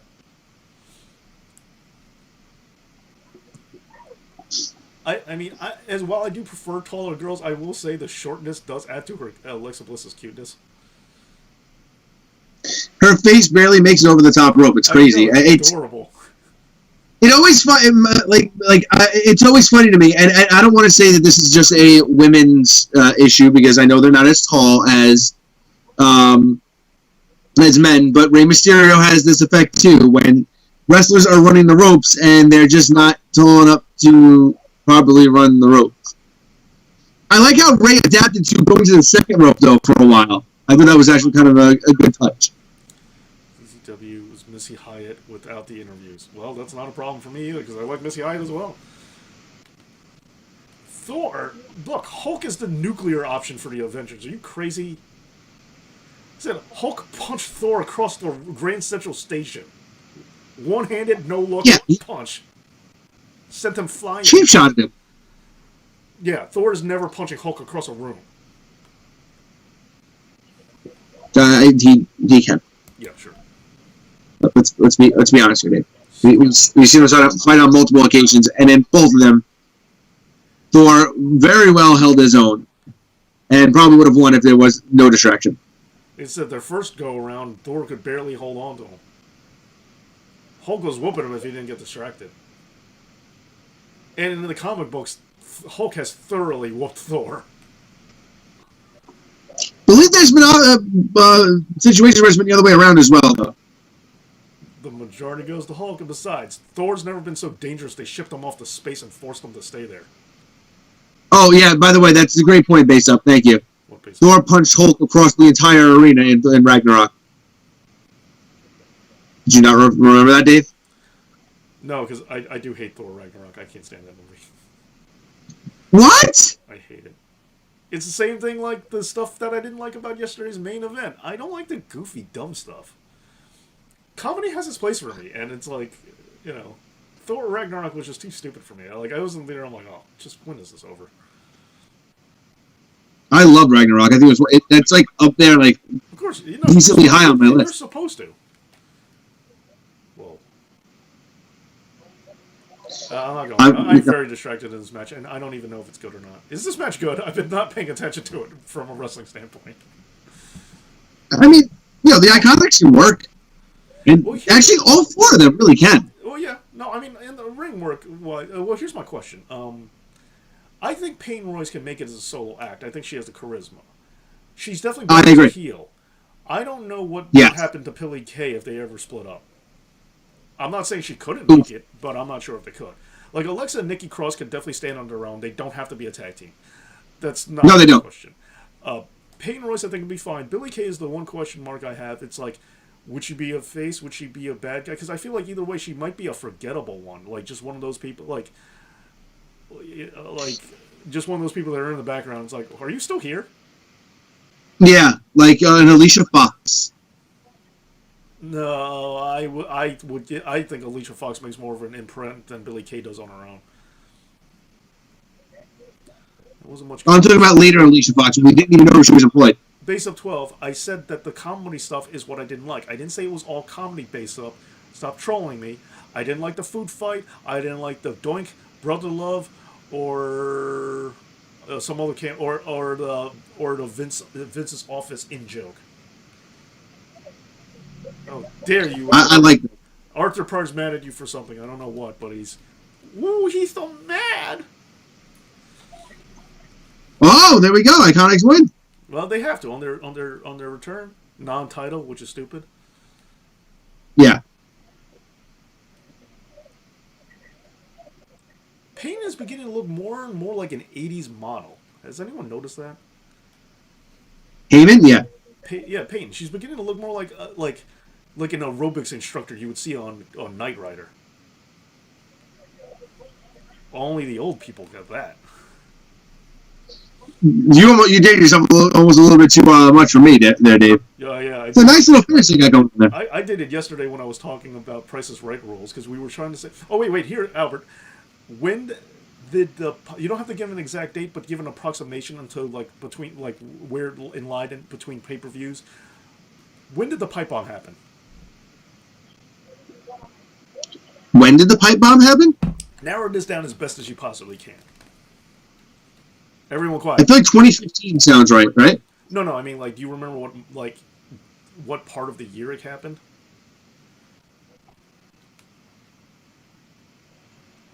I think it was like February. Okay, never mind. You're way off. Am I? Yeah, me and Double A remembered it being the week before the Money in the Bank when he took the belt from Cena, and Harry Flynn. No, it was way before that. No, it wasn't. I mean, yes, it was. It wasn't. Well, and Harry Flynn remembered it being the day after Capital Punishment. We were all wrong. But Harry was the closest without going over, so I said, it was like a week. It was the week after that, I think. I don't even remember, and we looked it up yesterday. But it was like a week after or it was like a couple of weeks before Money in the Bank. It wasn't way before it, and we're like, huh. And Double A was saying oh, I thought it was a lot earlier than that. And apparently nobody knows what's happened. I remember I remember him saying this Sunday I'm going to take it from you at the Money in the Bank. But apparently he said when I take it from you at Money in the Bank, not this Sunday. So because it was a couple weeks before. Capital Punishment and Money in the Bank. Wait. Yeah. Rey Mysterio's alive. Yeah. Oh yeah. I thought he died last night. No. Don't you understand? No, they're all immortal. Why doesn't everyone get this? Just like I forgot the immortal rule. Just like the Giant in the sumo wrestling match. I mean, do we not remember? Buildings and I can't believe I forgot the immortal rule. And playing the SmackDown video games. Don't you understand? Wrestlers can live through falling off of things. It's not a big deal. Is Seth Rollins supposed to go around shaking everybody? No, not anymore. Yes, Seth's looking tall. I mean, granted, it's Rey Mysterio. Well, it's just, I know. Yeah. Rey Mysterio and Charlie are the same height.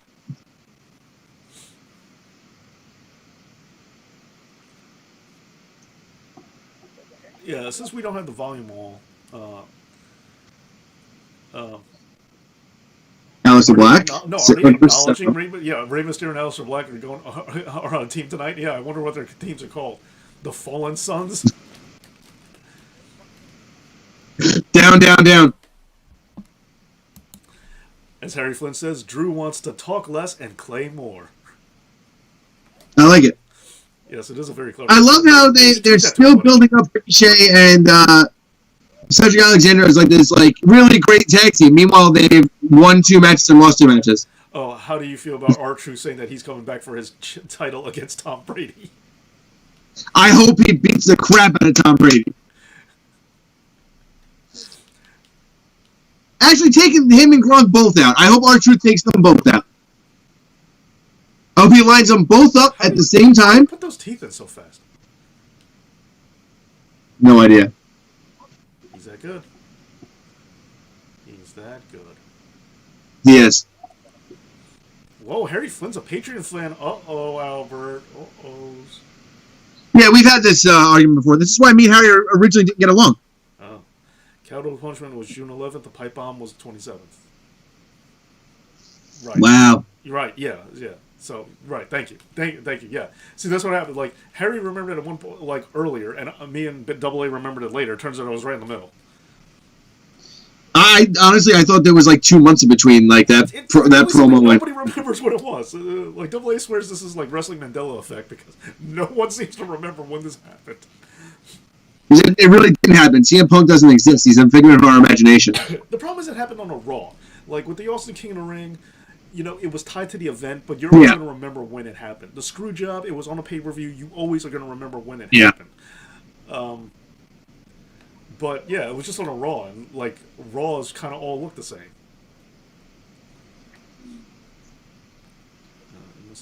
What are you guys arguing about? I don't know. They're talking football stuff. No, Jericho and Cena. I don't know what the comparison is. I don't know. There is no comparison. Jericho's better than Cena in every single feasible way. Except when it comes to drawing money. Lies. No, that's actual mathematical fact. Jericho was on most of those pay-per-views that John Cena was on too, so how do you know they wanted to stay for him? Because right now on AEW, Jericho is nowhere close to drawing John Cena numbers. And to be fair, John Cena is nowhere close to drawing John Cena numbers either. No, but his merchandise is still doing pretty good. I think Jericho's merchandise is the #1 seller in AEW. In AEW, but let's look at what John Cena's doing. And let's not even talk about all the Make-A-Wish stuff that John Cena is still currently doing right now. Oh, John Cena is the freaking man for that. Like that picture was unbelievable. I know. He's amazing. He's amazing. He's absolutely the man. Like, and every piece of respect to him. Oh, and is everyone going to shut up now, who was complaining about it, now that they acknowledged the crisis yesterday and they showed Roman Reigns yesterday? Is everyone happy now? Yeah, I don't. I really. Yeah, I want you. I was just really thought it was really weird that they did that on Raw. But other than that, I really don't care. Just say, is everyone happy now? What with this dragon? Why does it have like?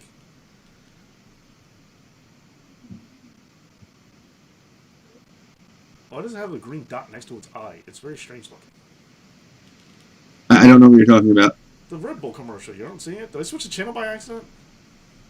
I have a different commercial, but this is also a New York commercial. You know what I mean? Yeah. Okay. And it's an NYC Health commercial, so that's probably why we're seeing something different. You cool, bro. Jericho lost to Fandango at WrestleMania. Oh, wow, they brought that up. I know. I was there. They brought that up. Then why was the Attitude Era the best era to many people? What's the question? The only reason I kind of remember is because I was watching a bit of a video package while Dave brought up the video. They showed the pipe bomb and later in the ring sit-down promo last one. Made WWE at least just as much money as any other tops, or definitely more than Jericho. Cena did not make as much money as any other top star. Cena made a lot of money, don't get me wrong, but counting Cena is very... Cena has certain... He has the #1 highest pay-per-view buy rate of all time, as well as the #2 with him in the main event. Merchandise sales, cumulatively, he has the record, but he's never had 1 year as good as Austin or The Rock. His best year doesn't compete with like Austin or The Rock's like lower year, like not lowest years because nobody cared about Rocky Maivia merch, but like their top year is by far better than by far better than Cena's. Rate Attitude PG or please base up. Oh, Winter Soldier's back. Dave, did you get fired? I'm sorry, man. Wish you luck. Thank you, Winter Soldier. And yes, got like what is this R-Truth thing gimmick doing? What's he? I don't know. Okay. Jericho jumped the shark the first day in WWE. Wow, Arthur, that's me fighting awards. Albert, you gonna take that? That's your boy. That's your boy. That's your boy.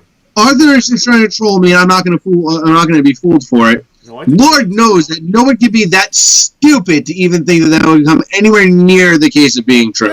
Hey, Arthur could be as stupid as he wants to be. All right, don't sell him short, Arthur. I think you're plenty dumb. Okay, don't take that from Albert. But You're a monster. Thank you, Winter Soldier. Thank you, Winter Soldier. I appreciate it. Dave, did they? No, no. It's no, Winter Soldier. No, it's my school closed. It's Corona related. Dave, if WWE produces amazing, stellar content, what do you think the TV ratings could be realistically in this day and age? It depends on what you count as amazing and stellar, because I point this out. Like, yeah, television ratings are going down for people. That's everyone's reasoning for it. But right now, during this, TV ratings are going up for a lot of people because people are watching shows. But WWE is going drastically down. Is it different? Yes, but there's that's a sign of something, don't you think? And also, as I point out, SmackDown did 3 million, and they were like patting themselves on the back for the premiere. As I've said repeatedly, the show that had that time slot before SmackDown was Last Man Standing with Tim Allen, and their season premiere drew 8 million. That's 5 million, almost 3 times as much as SmackDown did. So, are ratings lower than what they used to be? Of course they are. But it's no excuse for the abysmal ratings that they're getting now when there are other shows like Tim Allen, like Not Home Improvement, drawing 8 million for its premiere. Okay, you gotta realize that there are millions of viewers not being addressed right now. They're out there and they're willing to be brought in. You just have to know how to do it. Samurai Productions says confirmed. Austin didn't wait. What? Confirmed. What? Confirmed what? That wasn't a Joker. Give me Jeremy. What is going on? Base up your troll. That base up the troll. Oh, well, yeah, we know that. We all know that. Austin Neville. All I know is Austin Neville led WWE to $1 billion deals. Actually, he did, because that's when the company went public. So if you want to really count that, yeah. Look, I get your point. Like, how much the company is worth, but how much can we attribute that to any one individual? We have to look at that. So, but because of Austin and because of The Rock, the company went public. So. I'm really confused about what R-Truth is doing here. Yeah, I don't get it. Like, R-Truth I think is very funny, but this is a little too weird for me. Because now he's back to... Now he's okay. Yeah, I don't get what is going on. This man standing with Boss... I thought MVP retired. That guy can never retire. He's going to live forever.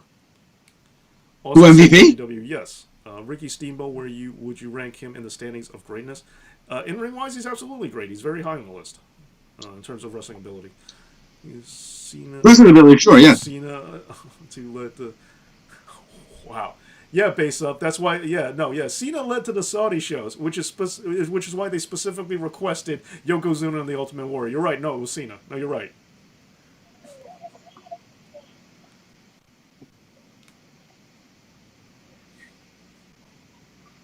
Ew. I don't know what's going on. I think Brock would have better face of the company than Cena. No, I don't. Winter Soldier. I don't think Brock would have been the better face. And it's not just because I absolutely detest and deplore Brock, but it's because ultimately he can't talk as well as Cena can. And Cena's also, and it's not just to pick on the part-timer thing, but Cena is a guy who has learned different languages for WWE. Cena's a guy who's gone around, and plus Cena's also capable of being like an everyman. Where Brock Lesnar he's a freak, he's a monster, and that's kind of where he is. He's not the guy you want to be anything else. Yeah. You just want him to be the dominant, that dominant monster that comes in and just beats the crap out of anybody who, stands in his way. And you need that. There's different roles. Right. That's fine, And like the only way I could conceive him like being more of a face of WWE is if MVP going mean. It's TNA striking again. Yeah, I'm with this. I like it. Yeah. Take that, Ron Killings. Well, this match was a thing. Yeah, I'm glad that last week's with him. Winter Soldier would like to know why Daniel Bryan has fat legs on your poster.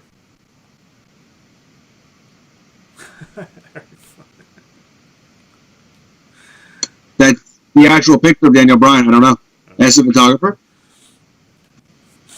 I will warn, as you may or may not remember, Winter Soldier can also be a bit of a stickler himself.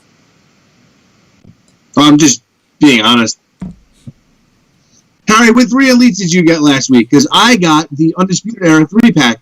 And this past week. okay, and Arthur Pryor says, yeah, it talks about the millions per episode. Uh, different things, different audiences. Yeah, no, different things and different audiences, but it's the same channel. I agree. But if you don't think that 2 million or now under 2 million is insanely low or that there is a sign of a problem, then I don't know what to tell you. The Attitude Era proved wrestling is capable of getting double digit millions, 10 million plus in terms of ratings. It is capable of happening. And if you divide it between Raw and Nitro, if you combine that, that's millions upon millions. The point of the matter is there are that many wrestling fans out there, or wrestling has the potential to have that many wrestling fans out there. They're not having it now because they are dropping the ball. There are different audiences, yes, but when people put this ceiling, they put this cap on wrestling saying you can't get this many viewers because that's not how TV works anymore. That's incorrect because TV has shown, yes, you can if you want to. Has things changed? Do they have a different audience? Of course they do, but nonetheless, it's still out there. No, I mean, look, every show is a different audience. You know, the same people that were watching The Simpsons in the beginning are the exact same people watching it now. Like, it's hard. Wrestling is an anomaly. Nothing's been around for this long. And that's a difficult thing to peg. Oh. Right. So yesterday AJ was scared, but now he's watching the show? All right. I guess. Okie dokie. Harry Flynn just named 3 people for some reason. Oh, no, those are the 3 elites he got, and those are good ones. Oh, gotcha. But the point I was trying to make was that it's hard to clock wrestling when it comes to stuff like this because it's the only thing that's like it. You can't compare wrestling to really anything else. Nothing has been around for that long except maybe sports. It's unique for sure, but my point has been, if you're Fox and you have... Why would you pay $1 billion for a show that has never grossed as much as what you are moving out of its time slot? Like, that was a very odd purchase. And again, but according to a base up, that's John Cena's doing. I don't know about that. Listen, I'm sorry, Harry. I got you. I'm in for a delusional heel gender. Yeah, as I said, this is what needs to happen. I'm okay with it. Yeah. If he's a heel, the face, he's a face. My brain can't process that. No.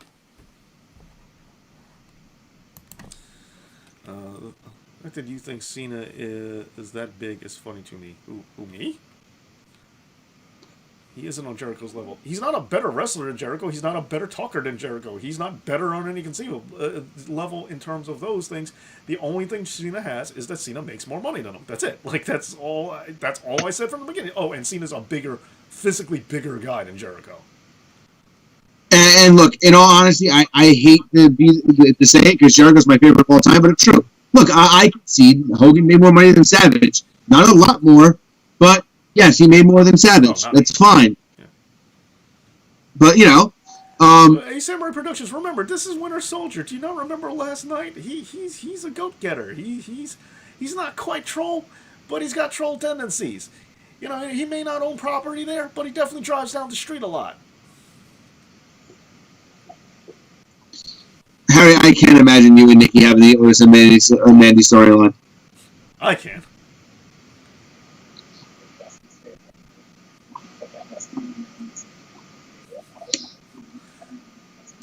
No, Base Up 12 is not a quasi-troll. Base Up 12 is a troll. He's just a good one.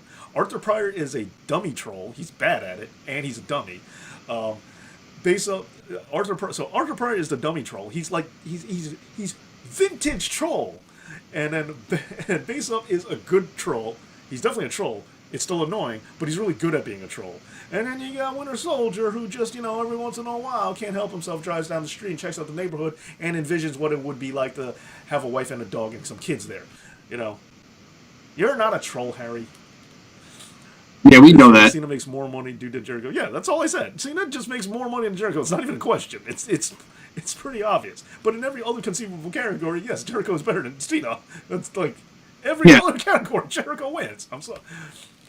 Well, look, it's the same thing as, you can go with, that alternate history. Like, the $1 Million Man had comparable mic skills to Hulk Hogan, Yeah, it was. He had a good build. He had a good look. He had a good gimmick. As I said, Winter But hope to get more Soldier, money. just repeat it. If you want me to read something you said, I don't have time to scroll back up. Either repeat it or say it in the super chat. I definitely won't miss it if you do say it in the super chat. Raw to Reflex, NXT barely gets over 700,000 2 weeks in a row in AEW. Yeah, Jericho. I mean, look, I'm not saying and again, it's not a black and white scenario. I'm not saying Jericho draws no money. He is drawing. He's the biggest draw for AEW Right. with ratings and merchandise sales. But yes, those numbers are definitely not close to what John Cena does on his worst day. Oh no! Now the O word's being used by AJ Envoy too. What did you say about? Oh, I said Double A is a troll in training. It's like he wants to be sometimes, but he's like horrendous at it. He's like a rolling troll dumpster fire.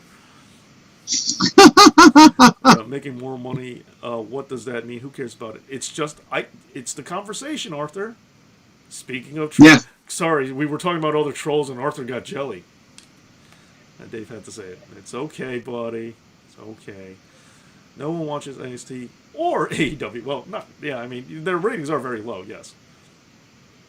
Yeah, they really are. For the wrestling fans who all said, just imagine that people will come out and support a show that's about just wrestling. That hasn't happened. Yeah, it's like when people say they'll support a news program that actually delivers the news. That's not going to happen either. Yeah. Nice. Double A came in just in time for that. Yes. Perfect timing. Yeah, that's right, Harry Flynn. I said troll 3 times, so like Beetlejuice, he appeared. His ears were burning. But it's nothing I haven't said. Double A, it's nothing I haven't told you before. I said that all the time. Like when you try to troll, it's terrible, and it's terrible. Now, of course, he's going to feel challenged by this, and now he's going to get his troll game up. And he's going to try real hard right now. My gimmick is I suck at troll. Oh, all right, I stay corrected. He was just going to flat out say it. I like that. That's a good gimmick. Yeah. What did Shayna say? No idea. Or what is she saying, guys? I watch PBS NewsHour. It's just hard news. Yeah. All right. Oh, somebody does. I mean. I remember Dave and Arthur back in the day. Theater was massively popular. He was on the ball of deceleration WWE. I mean, yeah, that's not true totally. Now back to form, back to trolling again. Anyway, yeah, WWE may not be having no idea. Like, look, theater, it's weird you say theater because, not right the second, but theater has been existing even afterwards. Yeah. So, I would pick something else. Yeah, WWE may be around, it may not be around. Who knows? Theater didn't die. Theater reinvented itself and became Broadway. And now they're just as successful as they ever were. Well, again, not right now. Not right this second. Billy Joel just performed I See the Lights Go Out on Broadway, and, that's what's happening right now. So, but, That's right, Samurai Productions. Get them! I try to tell you about the old-time theater. It evolved. Yeah. What is so funny? Face up. That's your other boy. Your boy. He's obviously delusional.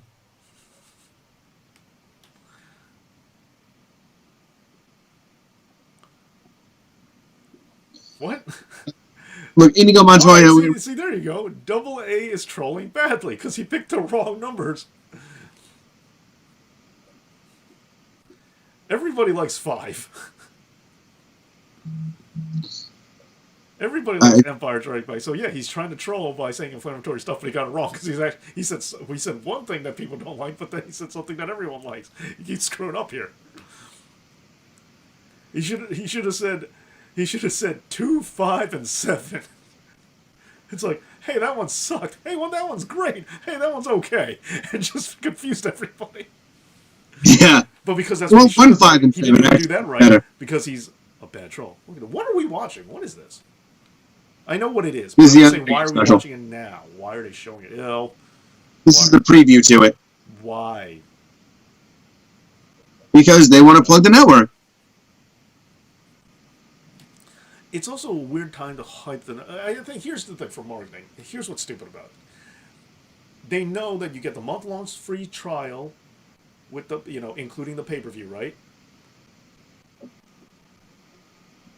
Wait. Say that one more time. I'm sorry. They yes, Winter Soldier, I agree with you. They know that you get the free month trial, including the pay-per-view, right? Yeah. And their networks of free subscriptions usually people sign up during the pay-per-view, don't they? So if they're trying to hype the network, they know that you already have. Their odds are more people tuned in to get it for Money in the Bank last night. So you're not selling it. If anything, you'd want to put this away from that one.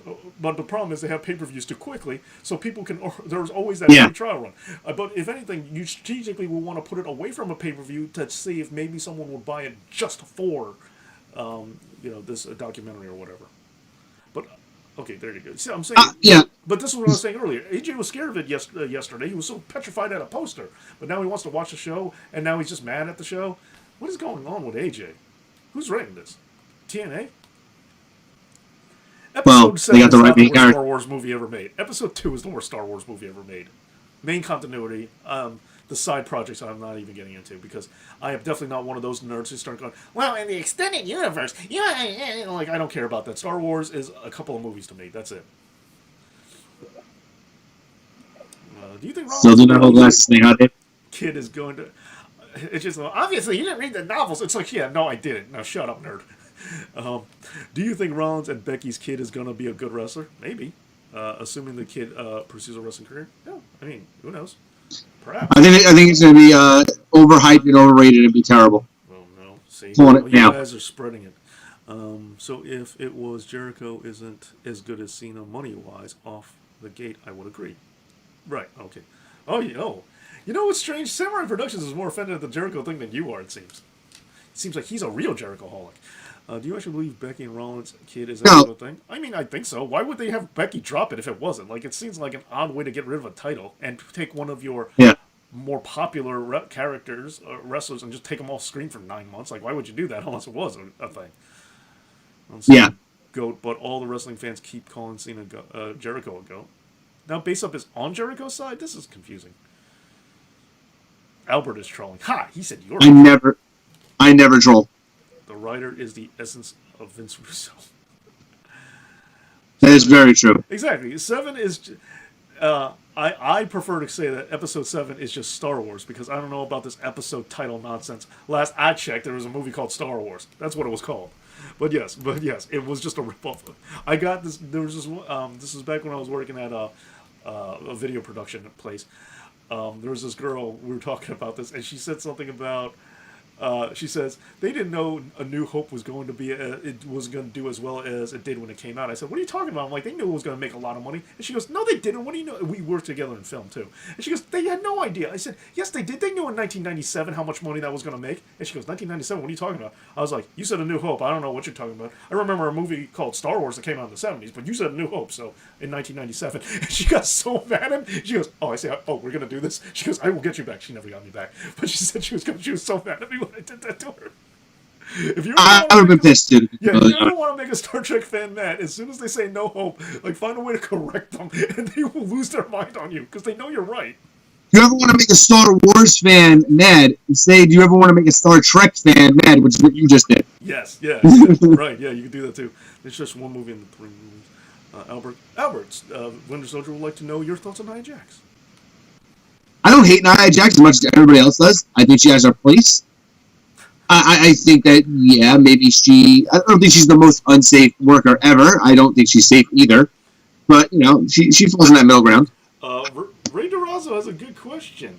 Better musician, Fozzy or John Cena? I think Fozzy, we just go by theme songs. Now, I'm going Fozzy. Sadly, I know this is probably the incorrect answer. Especially when I helped cover a concert that Jericho played at. But I actually, I don't really like either one of their stuff, but the songs from John Cena, I actually like better than Jericho's. But John Cena is definitely more, I don't want to say it, but Yeah, What? John Cena is more my type. Like rap is, I'm more of a rap guy than like a metal guy. And I know Jericho's not metal, but I don't want to get into the definition of metal.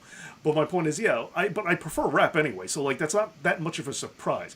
I don't think John Cena's Okay, I metal, guess. but I'm just saying I'd rather listen to not even the theme song. But I rather listen to like Bad Man on the John Cena album over Judas. I'm not a fan of like the Moongoose You're a McQueen weird human being. kind of music.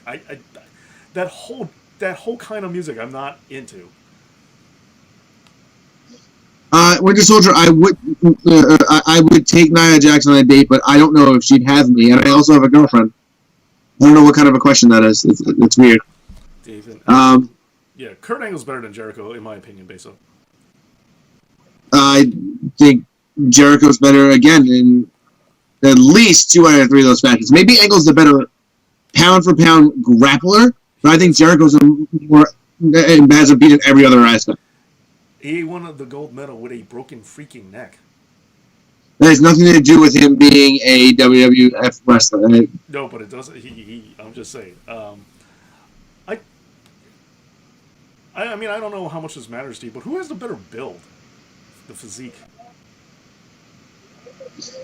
You can't tell. Angles is always covered, really. I think Jericho was in better shape. I feel like they're about the same. I don't really think there's much of a difference Yeah. between the two of them, but I mean, like, but that's a factor for some people, right? AJ, Envoy, right? I'm just messing with you. I do like they changed Seth Rollins' theme song. What are they doing?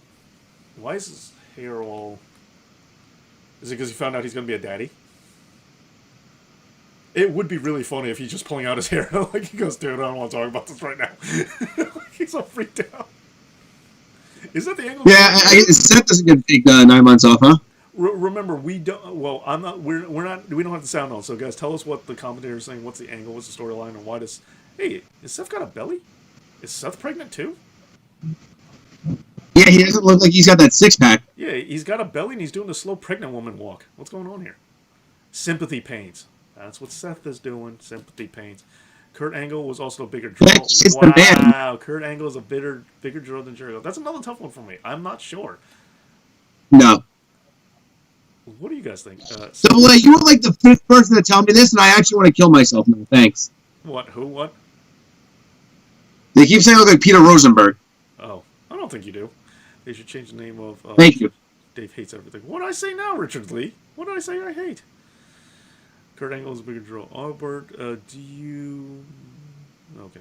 What if Jericho have been a top guy if he stayed in New Japan or WCW?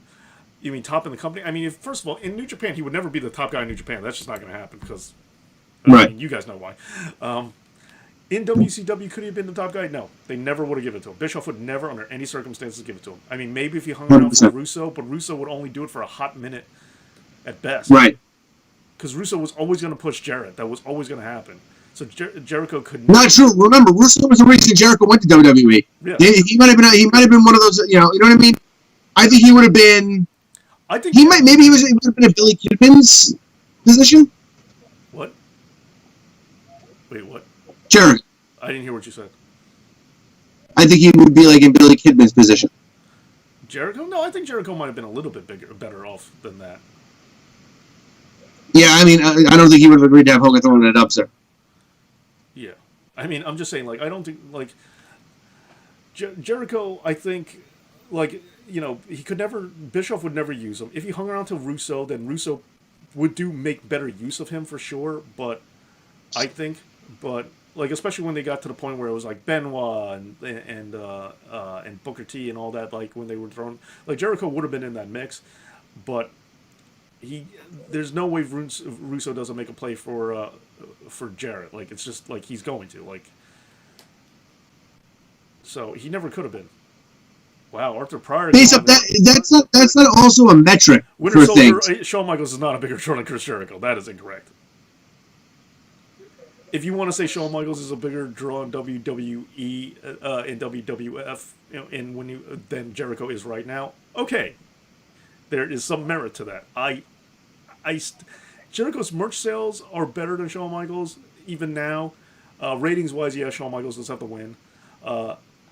I am curious about AEW's house show numbers. Of course, we don't have them right now, but I'm curious about AEW's attendance because I actually don't know those numbers off the top of my head. Yeah, yeah, But if you want to say that Shawn Michaels is a bigger draw than Jericho is right now, yeah, that's probably true. But I don't think in their primes that's true. I also would like. yeah, and that's I and would also also based like. up. Oh, You can't compare things like like even saying that Jericho was if Jericho was more over than Kurt Angle. Why did WWE give the world title to Kurt Angle more than Chris Jericho?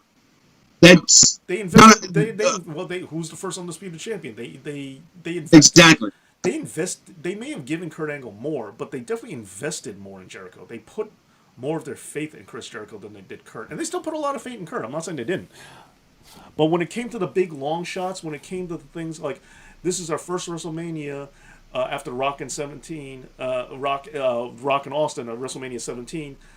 We have Rock and Hogan on this card. No, we still trust Jericho with the main event. They did it terribly, right. and yes, Triple H was a factor in that too. But nevertheless, they still put Jericho in that main event. They didn't. I think they had more. I think they had more faith in Kurt Angle long run throughout their entire careers. But there were several major shots they gave to Jericho, which they couldn't give to anybody else. Like the undisputed championship being the first one, that was a huge get. Like that was amazing, and Yes, he beat Austin and Rock in the same night. Like they gave him, and you know, right. And remember, like one of Kurt Angle's world title wins that you're talking about was what 2 weeks. He won it on a Raw on I think right after 9/11, and then hi lost it degenerate, like right away. hi degenerate. Uh, Jericho's best mid-level guy, never gonna be face. Sorry, he can be the face. He is the face of a company right now. Like he is the face of AEW. Is it drawing as high? No, but I'm just saying he is the face of a company. Exactly. Jericho was first on because he was because Triple H was hurt. Come on, look, whatever the case, it was still like they didn't have to give it to him. They could have given it to Austin Rock, or they could have given it to Kurt Angle. He was, It was a major. yeah, exactly. Yeah, And look who they chose over each other. And you right. talk about they gave the world title more time to Kurt Angle. The Yeah, big prestige, I'm not the trying. Yeah, undisputed champion.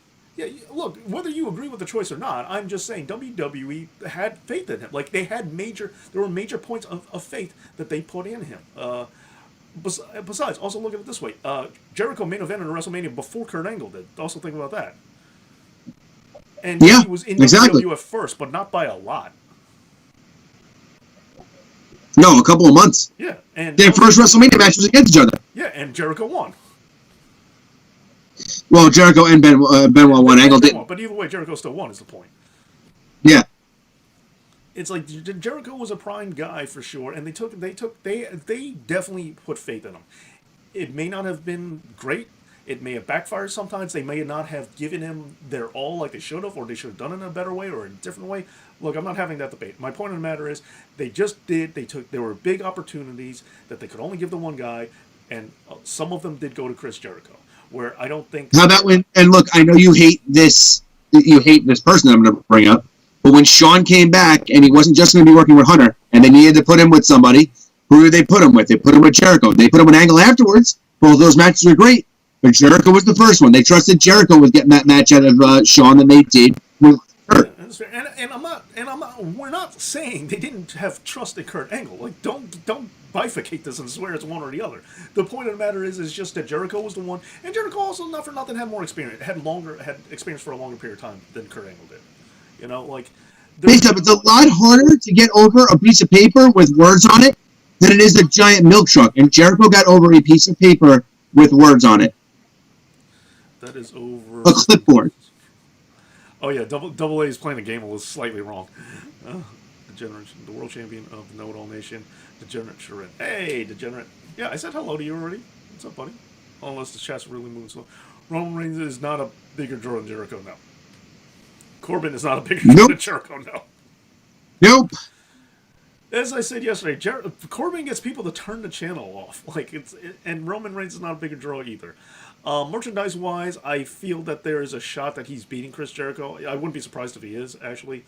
And in terms of ratings, yeah, he's got that. Actually, that's a good question. Actually, I don't know. Well, I am curious about attendance again. I don't have AEW's attendance numbers. Actually, yeah. There you go, Albert. What if Roman Reigns is a bigger draw than Chris Jericho is right now? Right now, I don't think anybody's a bigger draw than anybody. Well, actually, yeah. Right now, Roman Reigns isn't there, so. Right. And nobody's drawing houses. Actually, Jericho's been out drawing everybody. They've actually had people in their audience. Historically, Jericho's drawing prime versus Roman Reigns drawing prime. Cash Cab is still on? Wow. I didn't know it was still a thing. Yeah, okay, anyway. That's a good question. Roman Reigns is a bigger draw. Allegedly, Roman Reigns is allegedly everybody's a bigger draw than Diesel, but I swear that can't be true. Like, I don't understand it. Like, it's a very weird thing to me, like how that's so. But again, there's multiple factors you have to take into account. Like, and another thing for me too is now, while Mongoose McQueen WWE doesn't really count as crossover, I do feel that you kind of have to start counting record sales for. I know I'm sounding old by calling it record, but for Judas, since it is his theme song and it is out there, yeah. Do we count Judas, the song, for Jericho Money? I bet you it got more downloads after he unveiled it as his theme song, and even more after everybody sang to it on the cruise. Yeah, I'm just wondering, do we count that as Jericho Money? Do we not count this as Jericho drawing on money? Alexis Del No, AJ Base Up is obviously trolling. When he makes a stupid remark like that, you know he's obviously trolling. Same gimmick, nothing. It was really different from when he was younger. What are you talking about, Base Up? He's twice the man he used to be.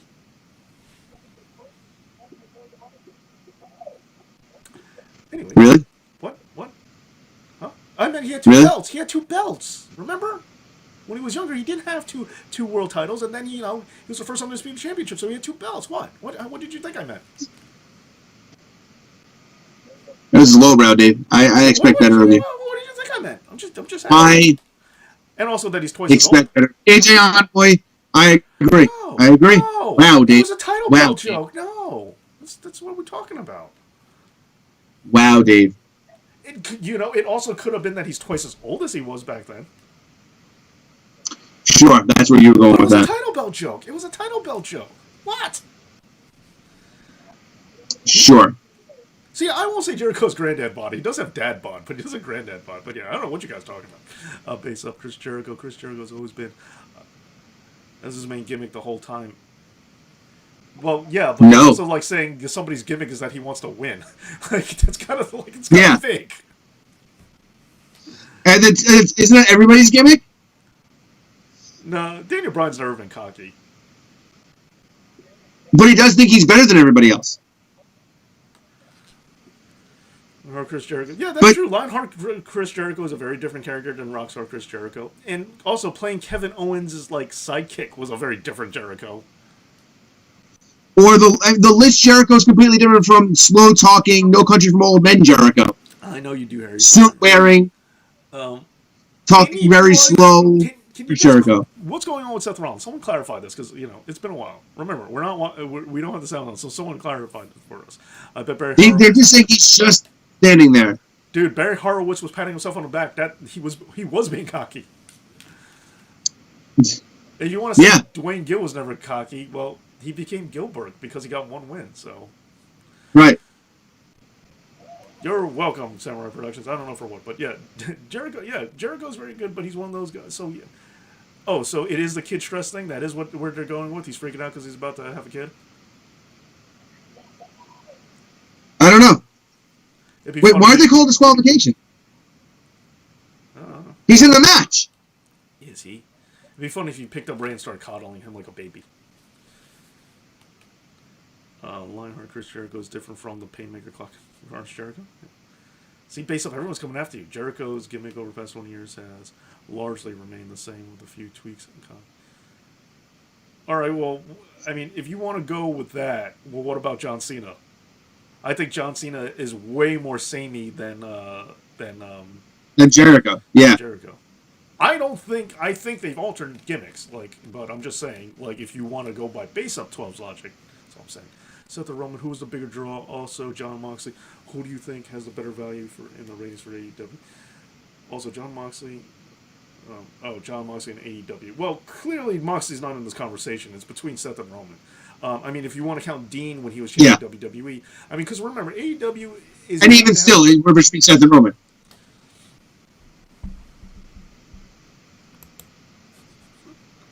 Oh, he's gonna take Mysterio's mask off? no, based on Yeah.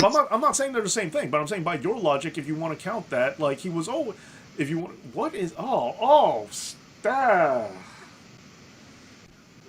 That was mean, Seth. Oh, that was brutalitous. They put blood there. He Yeah. put blood there. Oh man. Whoa. Yeah. That's what I was saying. You saw a little bit coming out on the stairs. Well, Whoa. who's the, so? But yeah. Oh man, that's not cool, dude. I like this. I like this. I like this. Make him crazy. Make him go crazy. He couldn't get the win. But he shook hands with Drew last night. It was like he was going good again. What are they doing with this dude? That's why I think I like it, though. I think it's better this way. He doesn't know what the hell he is. I think he has no idea what's going on. That was rough. Oh man, that was. This is great. Oh man. Double A is really the. Okay. But who's the bigger draw? I don't know. Roman Reigns has the merch sales over two of them. Oh man, He does. That's gross. Roman has the better merch sales. Ratings wise, I am curious to know when they were all three of each of them during their WWE title runs, who had the better ratings. I know people are going to fixate. I believe it's Rollins. Well, people are going to fixate on Rollins' current run, which was low. But if they look back at his Universal title reign or his original WWE title reign, that brief Universal stint he had. But I mean, wait, not. I mean, if they look back at his original WWE title reign, I believe it's Rollins too. So Yeah. ratings would probably go to Rollins. Yeah. If merch probably goes to Roman. Attendance, house show attendance, and pay per view buys isn't a thing anymore. But Raw attendance, pay per view attendance, and house show attendance, I don't know, but that's what it would ultimately have to come down to for me. And not for nothing, I'm willing to bet Seth has the better video game sales when he was on the cover versus when Roman shared it this year with Becky. But now we're not going to count that as a big part of it because yes, this game was glitchy, so that does play a factor. But nevertheless, it is something to consider. I don't think just being on the cover means that everyone bought the game just because you're on the cover. But I do think there's certain factor, but there is something to it that you have to take into consideration. So, I don't think it's a whole number. Like I say, when NWO shirts, you don't give all of it to just one guy, but you do kind of think about it as a factor. Is all I'm saying. Alexis, I completely agree. I'm surprised that wasn't the thing that closed Raw. I do wonder what and Drew already came out, so it's not like they're closing it with the title. It's not they're closing it with Becky's announcement. Right. What else is? Oh, well, Randy Orton and Edge have yet to return. There you go. Because WWE's still and the AJ thing, they're still going somewhere with it, but they're still milking this Edge return for all it's worth because they keep thinking it's the biggest, it's the biggest draw that they got, which they're wrong. As I pointed out, Daniel Bryan's comeback, higher ratings than Edge's. More members of the Yes Movement than Edge heads. I think it's indicative of the time, though, Dave. I just think people just aren't watching right now. I don't. I mean, they were, what, like 2 years apart from each other? Like, and Ronda Reflex Jacob. The ratings, just look at the ratings from when Edge came back to right this minute. Well, no, it's not. And how much lower they are. Right this minute. Edge came back before everything got shut down. Like, they still had fans when Edge came back. Like, at the one show? No. If that's the one show he came back. I'm counting one Daniel Bryan show versus one Edge show. No. If Edge returned, if they ruin Edge's return on, like, a Raw return on, like, one of these shows, first of all, I would just say that's dumb. I'm just saying, like, they still had fans. It counts. And more people were interested in seeing Daniel Bryan's comeback than Edge's. Whoa. Things are getting hot. Were they both on pay-per-views? No. They were. No, look at when Daniel Bryan it happened the same way but on different. Edge made his return on Royal Rumble, but it wasn't. It was speculated, but it wasn't advertised. But then when he came back, when you knew he was going to be advertised, they advertised him heavily for Raw the next night. the overall show didn't do as well, and Edge's segment at the end didn't was actually really low for the show. It wasn't even like the highest part of the show. It was actually relatively low on the show. Daniel Bryan, his comeback when he announced his comeback that he would be unretired. No, they didn't. They just said Daniel Bryan's making a big announcement. That show did better than the Edge Raw. But also, when you look at the SmackDown afterwards, where you knew Daniel Bryan was now officially cleared to come back, that too trumped Edge. So, and here's the thing: SmackDown at the time was always the show that had the worst ratings, and it still beat Raw. So like it was a time. All right. So like now is a time period where Raw's the B show, they say, and SmackDown is the A show, I guess. But back then, SmackDown was the B show and Raw was the A show. So they were both on the B show making their comebacks, and it was both looking at when you knew they were gonna be on. People really don't care about Edge as much as people think. I mean, I guess by your And I don't know why you're your fighting logic, this. I'm supporting Daniel Bryan. I figured you just jump on board and say, yeah, you're right. Yeah, because I actually thought that you know that what you were saying wasn't factual, but you're right. So Yeah. Daniel Bryan, I said this yesterday. WWE perpetually doesn't get how big of a star Daniel Bryan is. He's not the biggest. I'm not saying he's The Rock. I'm just saying that Daniel Bryan is actually a much bigger star. And it's not just the Yes Movement narrative of Occupy Raw. Just in reality, they don't get it. Like, Daniel Bryan is a much bigger draw than they give him credit for. Is he the biggest? No. Daniel Bryan is. Yeah, I mean, he's the biggest draw since Cena. I would say Punk is, but I don't think Daniel Bryan ever topped Punk. That was. Remember though, look how close that was, and I don't know. Yeah, I guess you know it's hard. It's hard because I want to say compare their title reigns, but you can't. Oh, dude, this is gnarly, man. No, it's to me the Daniel Bryan thing is the major part of it. Well, Daniel Bryan actually does sell pretty, and that's the other thing. Daniel Bryan sells better merch than Edge. I'm pretty sure. But my biggest part, hey, Sheamus' little brother. I didn't know he was in AMT, but don't show his face. Don't show his face. Oh my god, it really is. Right. But my bigger part, the bigger part I want to talk about for CM Punk is CM Punk is a merch selling monster compared to. Punk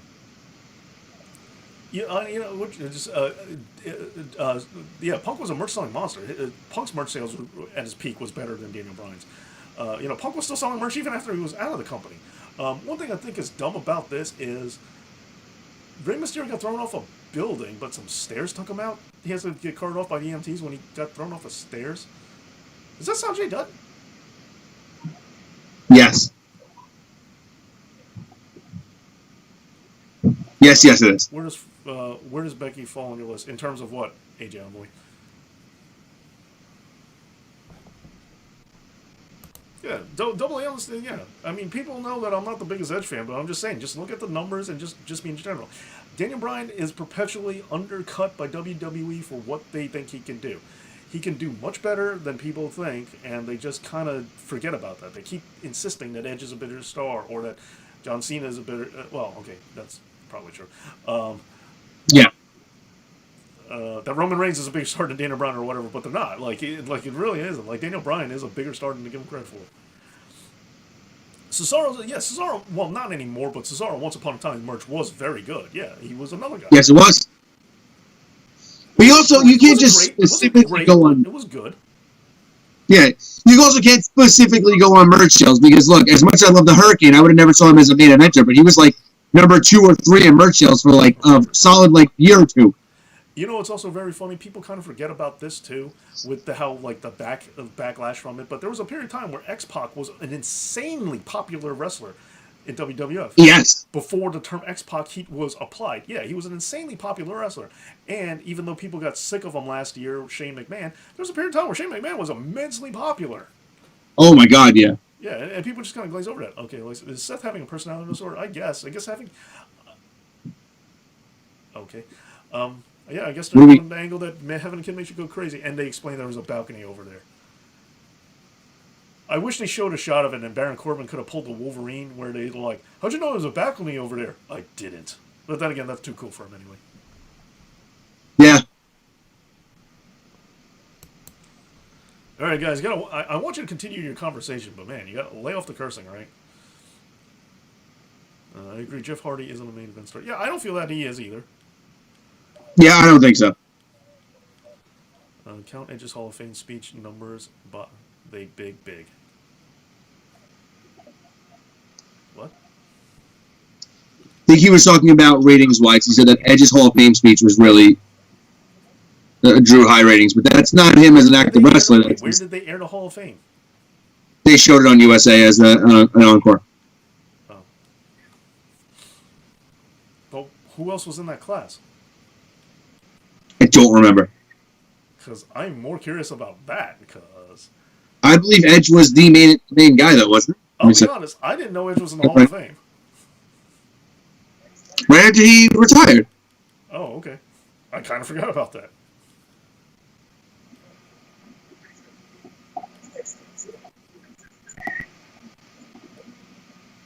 Let's see what we got here. That was in 2012. Wow. And he was the he was the headliner? Wow, what's slow year. Let me see. Inductees. Wow, Peso. Edge, yes, Edge was. Mil Mascaras, Ron Simmons. Oh. And Yokozuna. I forgot Yokozuna was it. Oh, the Horsemen. That's right. The Horsemen were the Horsemen were the biggest draw. Was the headliners that year. Well, Winter Soldier, that's the joke's on you because I don't have a phone password, and I do love tacos. What? Winter Soldier asked if I like tacos, and I said I do. I don't know. He just randomly asked that, and then he said he can see my phone password in the reflection of my glasses, but I don't have a phone password. Oh. Do you like fish sticks? Yes. I think it was Ron who hit me with that the other day, and I couldn't stop laughing. It was somebody, I forgot who one of you guys said it. Somebody said it, and I started cracking up. Your Statue of Liberty equals Statue of Liberty of Wrestling. Okay. Remember, who's that girl on the poster behind you? That lady, Daniel Bryan, the bearded lady. Yeah, that's who it is. He's not talking about the password. Okay. No, but Kurt always had the higher ceiling than Jericho and was able to accomplish more than Jericho. He had a higher ceiling? I don't know if that's true. I don't know if that's true either. Yeah, but Basem's been trolling this entire time. No, it's an interesting proposition. Yeah, where are you, Winter Soldier, on this whole thing? Yeah, but that's true. Edge drew a big numbers on the Hall of Fame. Yeah, well, Daniel Bryan hasn't had a Hall of Fame induction yet, so we'll play that game when we can. When Daniel Bryan has a Hall of Fame speech on the USA Network, then we'll play that game. There you go. Fair enough.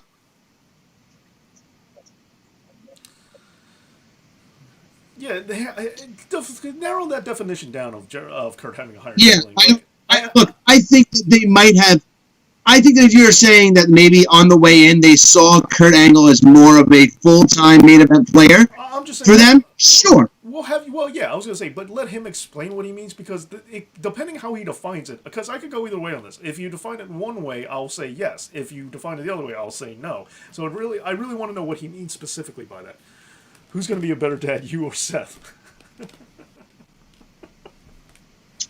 Obviously, Harry. It's going to be you. Yeah, of course it's Harry. I mean, is that even a question? What? I'm sorry, what? It's obviously going to be Harry. He's obviously going to be a better dad. Exactly. Yeah. Well, I remember it was asked me who I think is the funniest member of the nation. I'm like, it's got to be Harry. Harry cracks me up every time. Like every stream, Harry's going to get me sooner or later. Double A, I bet you would be a good dad too. If Kurt had a higher ceiling, then why did TNA almost go? Oh no, they brought up TNA. I don't think that's fair, Ego Montoya, but I like that you're fighting dirty. I do like the gloves are coming off. Well, I mean, we are going by the fact of how we were saying Jericho is. Winter Soldier, it did not count as a return. It did not count as a return at all. The return for the in-ring after injury. That's what we're talking about. It doesn't count as a return at all. We're talking about straight up return to in-ring action after it was believed they would never wrestle again. Everybody's having a... Yeah. I'm talking about the same identical type of return. That's what I'm talking about. Winter Soldier's reaching. He's getting despo. He's doing the reaching. He's doing the retwisting of words. This basketball game. Yes, the basketball game is very stupid. I don't know why it's going on. I thought it was going to be this one-off thing.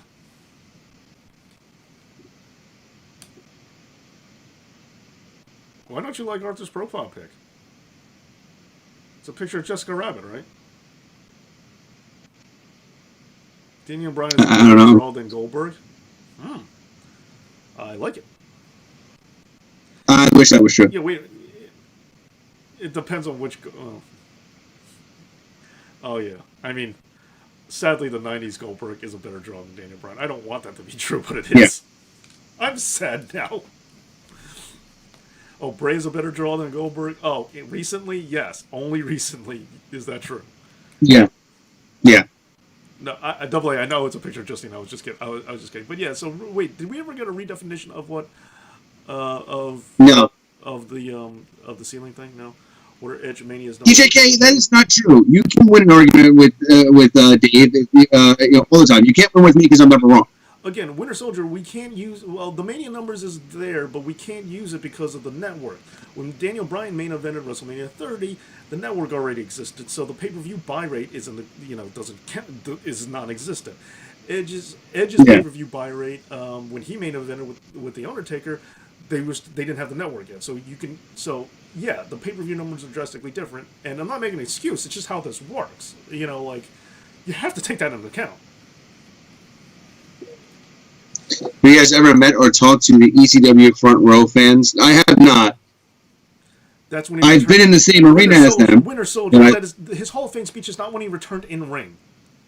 Don't tell me, well, he was in a ring. Like, come on. Like, yeah, you're better than this.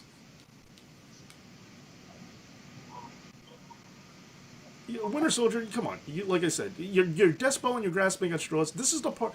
You're a better troll than this. This is the part where you get annoying when you're just trying to be a technical, like, little smarty pants. But when you try to be a smarty pants, you just prove how dumb you are. So come on. Why? Well, they lost 74-0. Winter Soldier. I don't know why that was. Huh? The network is only in US and T. Either way, it's going to put a huge dent in their pay-per-view buy rate when WrestleMania 30 came around. It's a huge dent in that pie. You can't compare the two. It's not fair for that one because the numbers are going to drop. I think I've forgotten what the definition of a troll is. It's the picture you put in your bathroom mirror when you get ready in the morning. Double A. That's a troll. It should be a picture of Arthur. In reaction is what I'm talking about. When did Edge return to the ring after he retired, Winter Soldier? When? Royal Rumble. Okay, after he retired, when was the next match he had, Winter Soldier? When? Was it Hall of Fame speech on USA Network? When? Come on. You want it, man, Dave? Well, you got it. Here now. All right, Winter Soldier, you just won't drop this, and you're going to be annoying and nitpicky. Fine. Go right ahead. When was his first match after he retired? He officially retired. When was it, Winter Soldier? At Mania. Okay, fine. You win. Done. Move on. Fine. No, you're right. You're right. It was at Mania. No, it wasn't. No. Winter Soldier's right. He's obviously right. Everybody just agree that Winter Soldier's right. That his Hall of Fame speech at the USA was a. I don't even know what those ratings are. I'd laugh hysterically if those ratings are actually worse than Daniel Bryan's SmackDown comeback. I would crack up hysterically if I'm missing the point in here. But whatever. All right, everyone just give Winter Soldier his. But how is someone named after the best MCU movie this incorrect? It's almost impossible. Anyway, continue. Yeah, fine. That's a good point. Fine. No, fine. Winter Soldier. No, you're right. And Double A, you're 100% right. I wasn't really around at the inception, but you're 100% right. What? I don't even understand what that means, Double A.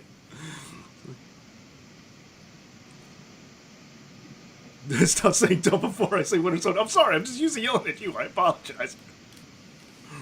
Dave has his favorites of people that he usually yells at. It's usually Arthur and you, Double A. That's pretty much it, actually. Yeah, I apologize. Edge Hall of Fame moment were 10 million, surprisingly. All right, this I gotta say. See, he trolled me into getting into my phone. Yeah. It's too high of a caliber of the English language to understand. All right. If the Hall of Fame ceremony got 10 million viewers, I feel like they would do the. Yeah, I feel like they would do the Hall of Fame every year. Obviously, you know that that's not the right number, dude. I don't even You're really, up, forget it. You really, wow, Winter Soldier, you really got Dave really good this time. But he's normally not a troll. He's normally wrong, but he has, and just is very. It was 2.66 million viewers. Thank you, everybody. So, oh wait, what is this one? I believe that's under Daniel Bryan. No, I didn't believe that, but I was I didn't believe it, but I was going to look it up just to yell at you because you could drive me crazy today. Yeah, but he got what he wanted out of you, Dave. Yes, he got what he wanted out of you. Yes, he did. You know, you say it to me all the time that people do it to me, but you fell. Yes, fine. Winter Soldier, yes, he got me. Winter Soldier is a butt. We know that. What Bait Supper's been trying to do to me this entire time, trying to bait me into this Jericho conversation. No, Winter Soldier got me. No, the difference is Base Up means it. Then that's fine. He's just wrong, and that's okay. I can accept. Base Up is not a Jericho guy. Like, he's a very not Jericho guy. Because he's wrong. But, I mean, yeah, it's fine. Harry. In the catbird seat. I don't know what that means. Armageddon, he won for Rachel. What do we... Oh, forget it. See, this is when the chat goes from suck to blow, because now nobody understands what anybody's talking about right now, because everyone's just saying nonsense. That's about right. Oh, right, yes. Okay, well, Alexa, yes, he did get me. Yeah. The European title in Wrestling 2000. Yeah, what are we talking about, though? Albert is my favorite. Far behind, though. I'm his favorite, but I'm far behind.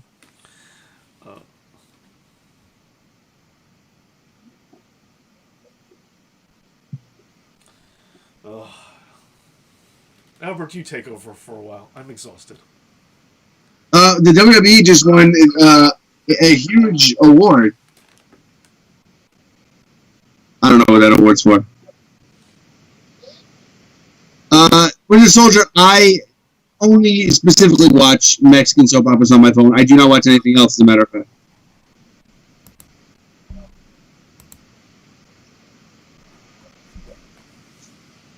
The reflection of my glasses is actually the screen reflecting back at me. It's actually me in my glasses.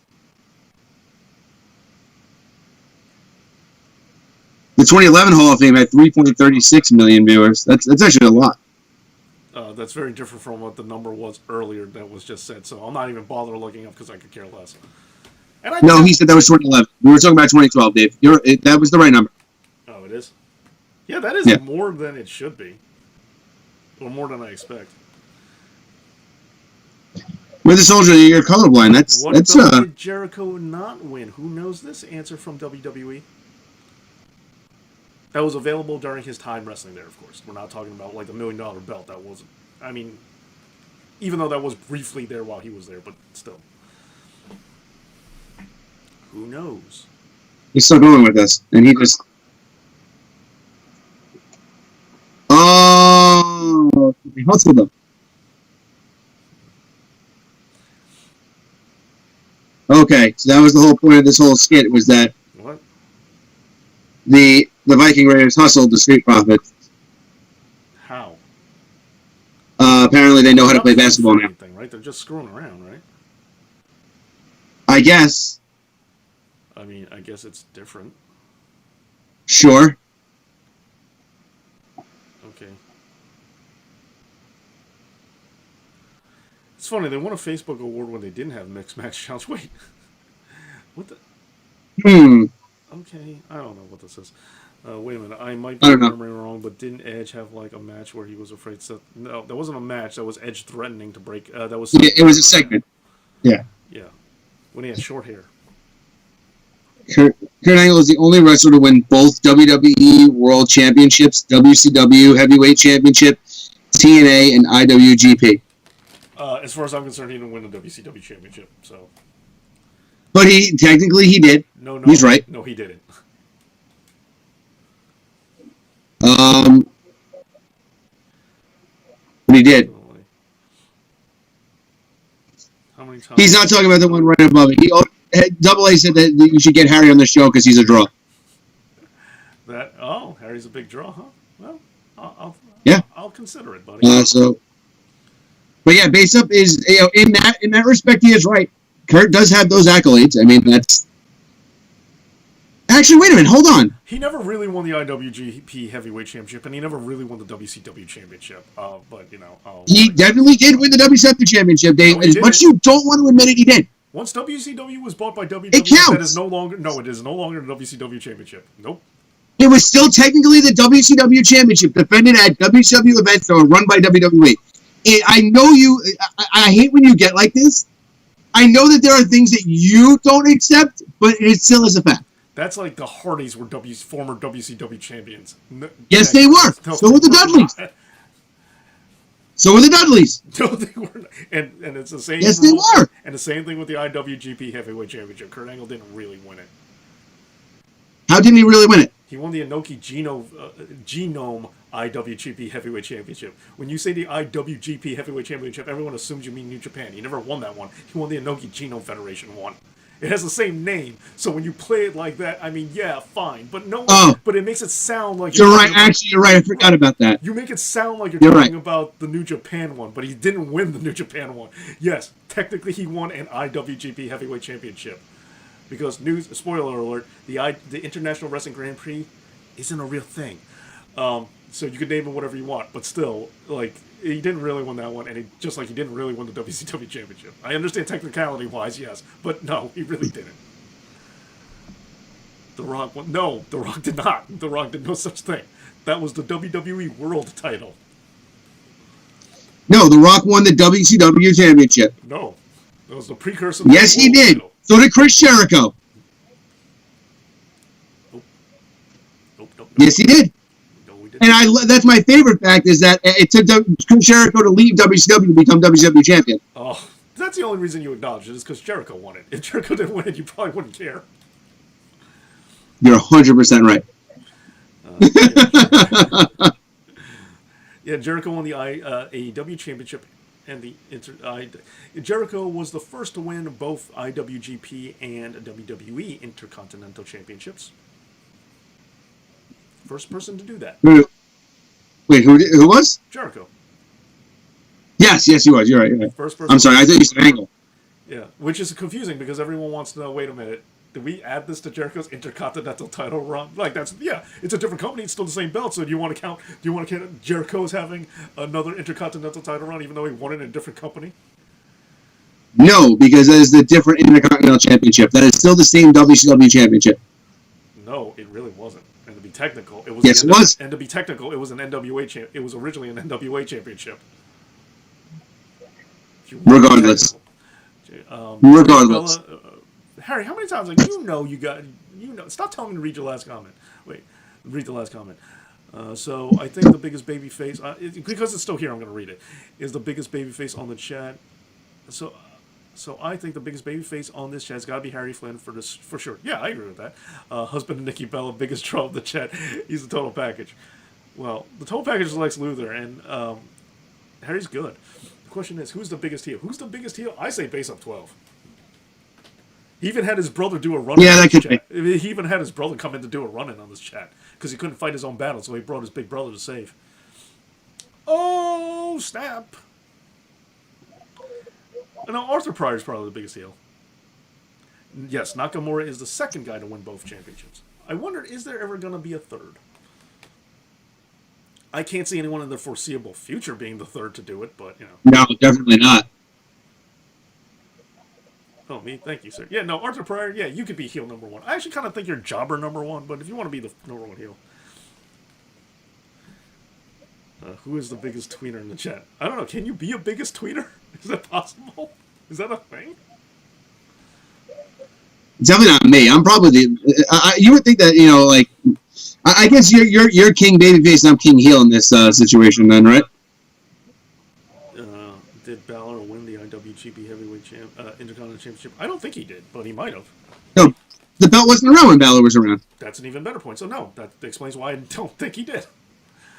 Right? Who became Grand Slam champion faster, Kurt Angle or Chris Jericho? Faster or Kurt Angle?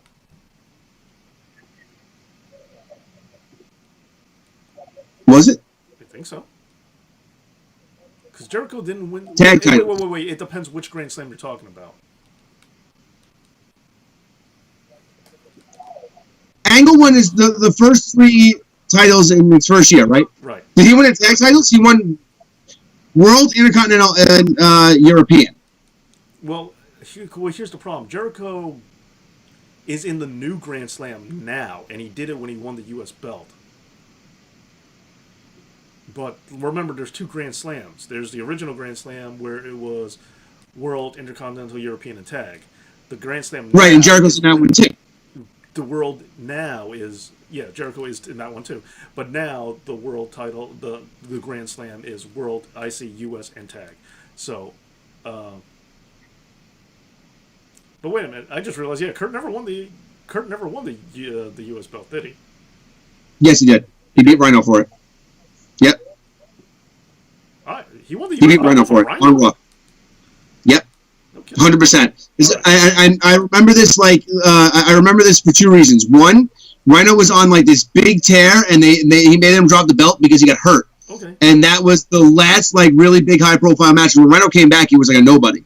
Well, in that case, Kurt Angle won it faster than Jericho did because under the current rules, because Jericho took forever and a day before he got to the current standings of the.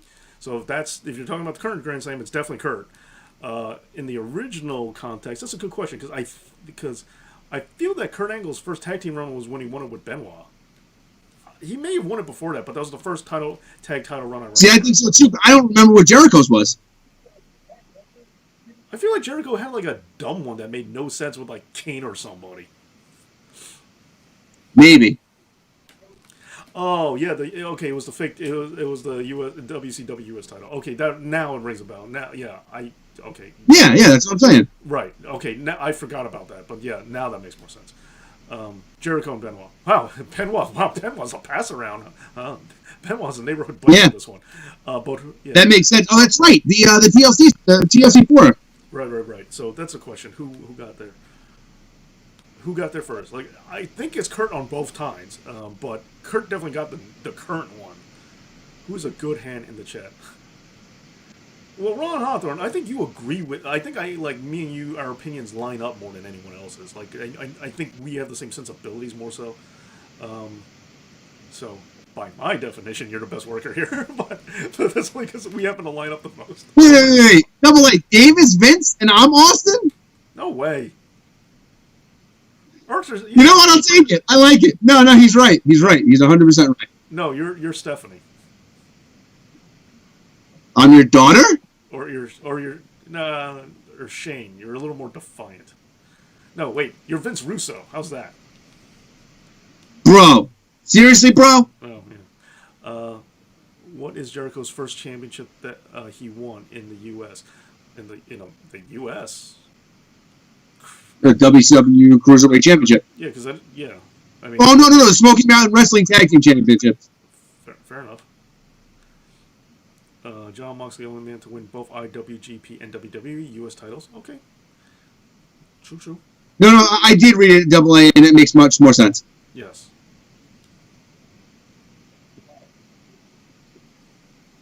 Harry Flynn, how are you, John Cena, if you're not with Nikki Bella? That doesn't make any sense. Oh yeah, that's true. Yeah.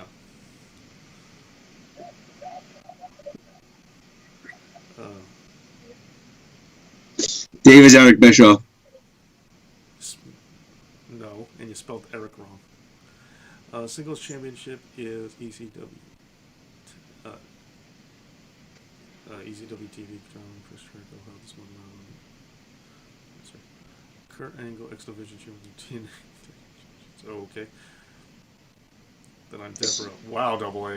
Yeah, I have. Man, you gotta go there. Why you gotta go there? Yeah. There's a lot of different ways I can take that. Arthur going for Henry's jugular on this one. Well, I mean, Daniel Bryan thinks so too. So, yeah, Double A. That was really weird. Yeah, dude. Yeah, that's not creepy at Yeah, all. like even if they didn't have the the issue that they had, it still The would be an domestic awkward. issue, of course, yes, I know. Yeah, It's like even still, yeah. without that, it's still a weird. It's still weird. No, for me. It's the the way their relationship ended. That is my reason why I find it awkward. Yeah. That's was my. It's yeah.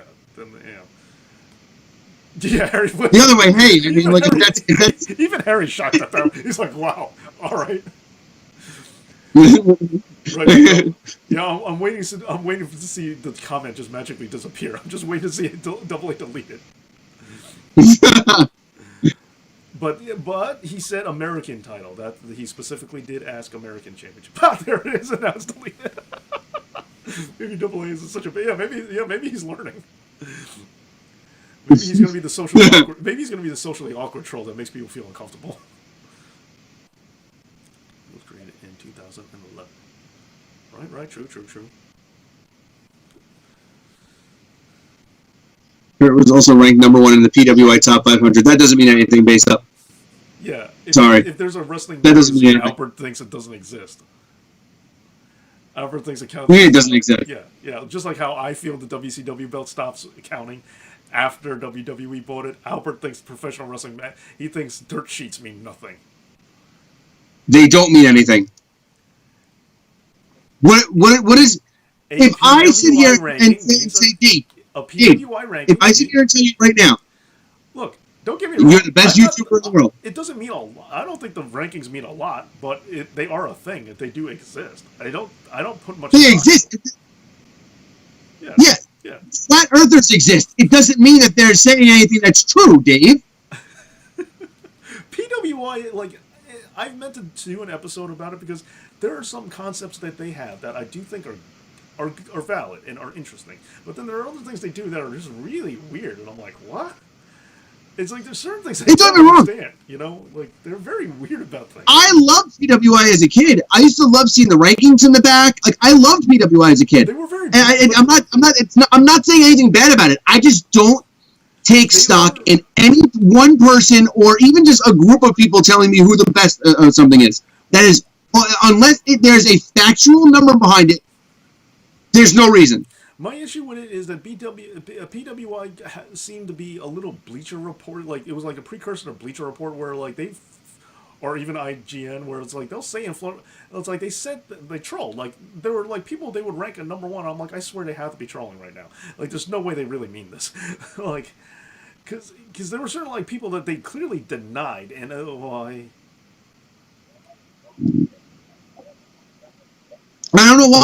Huh? Yeah, I mean, yeah. And AJ, of course you understand me because we get each other.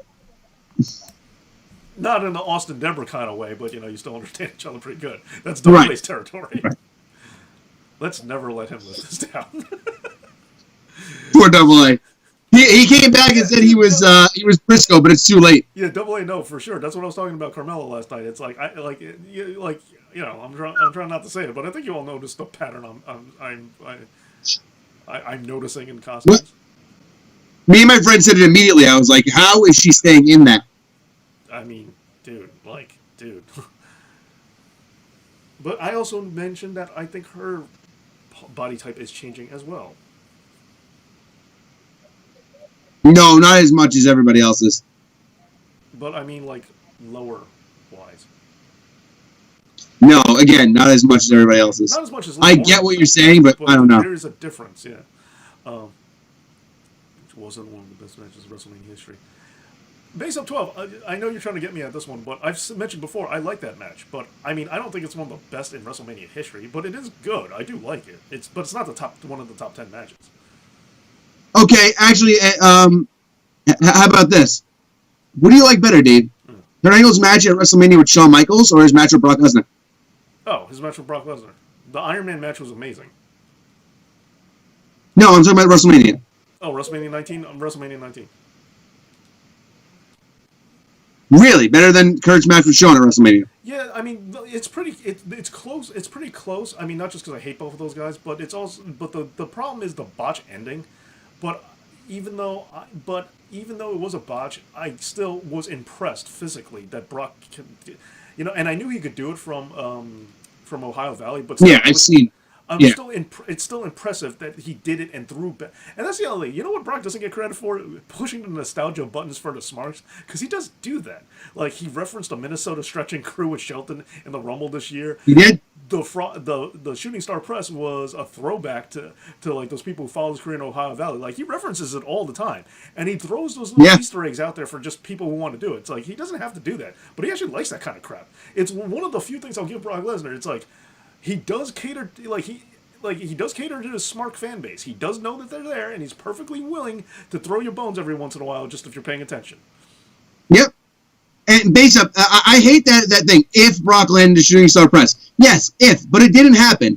If people would have tuned in the night after Zack Ryder won the U.S. title, and they after all they wanted was Ryder, Bryan, and Punk, and they would have tuned in for that, maybe Zack Ryder would be a main eventer right now instead of just being another guy on the roster. If is a huge word. You can say it for anything.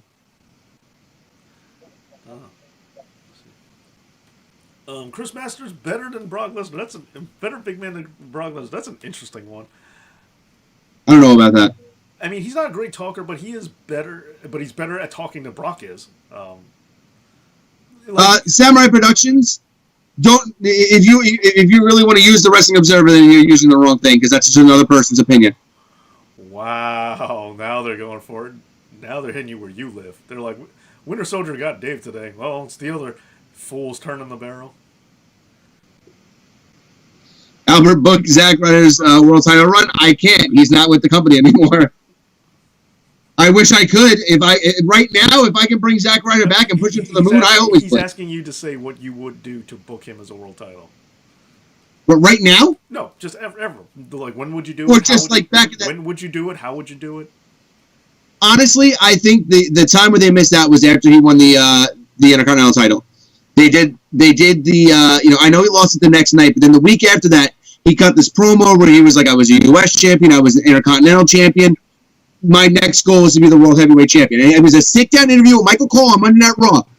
Ron, all they had to do was just go with it. Ron, he messed it up at 19. At his age now, there is no way he can hit that. I mean, no way. Yeah, no way. He's in much different shape, too. He's nowhere near as slim as he was back then. Look, I'm not going to say no way. That seems a little harsh because, he's a UFC fighter shape now, not a wrestler fighter shape anymore. But I highly doubt he can hit it now, Ron. Like, I appreciate the sentiment behind it for sure. Just like I want to see the Big Show do a moonsault, but I don't think we're gonna get it.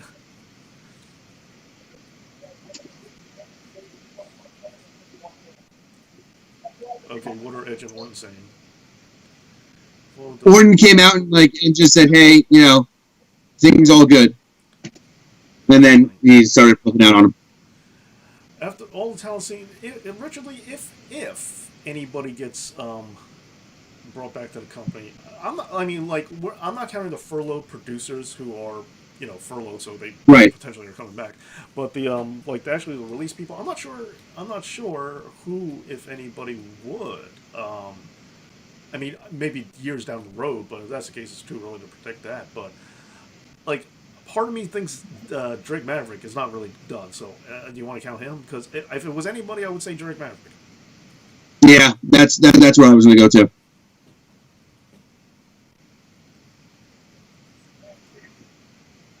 And guys, base up Samurai Productions. You guys are now devolving the argument into the worst part of it. Awards given to certain people who get paid to just write things whatever they feel. These don't mean anything. If you want to go by the real numbers, isn't that what wrestling is in general? No, there are real numbers though, and we know that. I mean, championship reigns, by people who just write money. Whatever they feel. Hence Brock Lesnar and Roman Reigns. And you can say that about anything, though, Dave. I mean, well, not actual sports.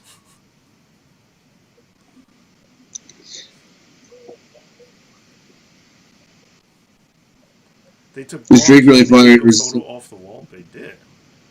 Of what? That's interesting. Of what The Firefly Funhouse. Oh. But yeah, look, if you want to argue facts, sure. But this is. I think he was fired for. I think he was released for real. I mean, and they just happened to be using the momentum for the tournament. I mean, maybe it was all a work. Yeah, It was a pretty vicious work to actually put him on the list for real just to go with the work. Like this, I think because I think his crying reaction got so much of attention. It got so much attention. Like they're deciding to at least go with it. And Eli Drake said himself, his performance at Cruiserweight tournament is exactly what could save his job. And so, I mean, maybe it's a work. Yeah. I don't think it is. Maybe I'm a fish for it, but I think it's genuine. But again, I could be wrong. And look, and Samurai Productions, you'd be arguing my end of this argument. First of all, Base Up still trolling. That's just one. But two, if we're going by this, you'd be arguing my end of it because I am a diehard Jericho fan. Let's not talk about number of titles. Let's talk about like quality of title runs too. And Kurt Angle might have Jericho beat in quality title runs, not by a lot. What? No, not even actually. Yeah, you're right. You're right. Not even. And did I not call that the Edge Randy Orton would be the main event here, despite its proven low draw in the ratings? Very odd. It's not like they won't do that stupid stuff to move to get him over. Yeah, no, I'm not saying they're going to do anything good to get him over. I'm just saying, Clarence Price on a $5 super chat, you're the man. Stay calm and take my money. Thank you so much, Clarence Price, dude. You're the man. Thank you, thank you. A small thing I never really talk about, but how come you removed your picture? I remember you had a picture. I mean, it's cool, but it's just like that blank picture now. But thank you so much for the super chat. $5 super chat again. Guys, helping me out during these trying times. Thank you, thank you, thank you, Clarence Price. That's my one. Look. Here's the thing. We're also talking in a very semantical way too. If Kurt Angle would have never left WWE and went to TNA, this conversation might not have even made been even close. It could have been a runaway in Kurt Angle's favor. But things happen. Well, here's the dirty argument. I don't want to make this because I'm not.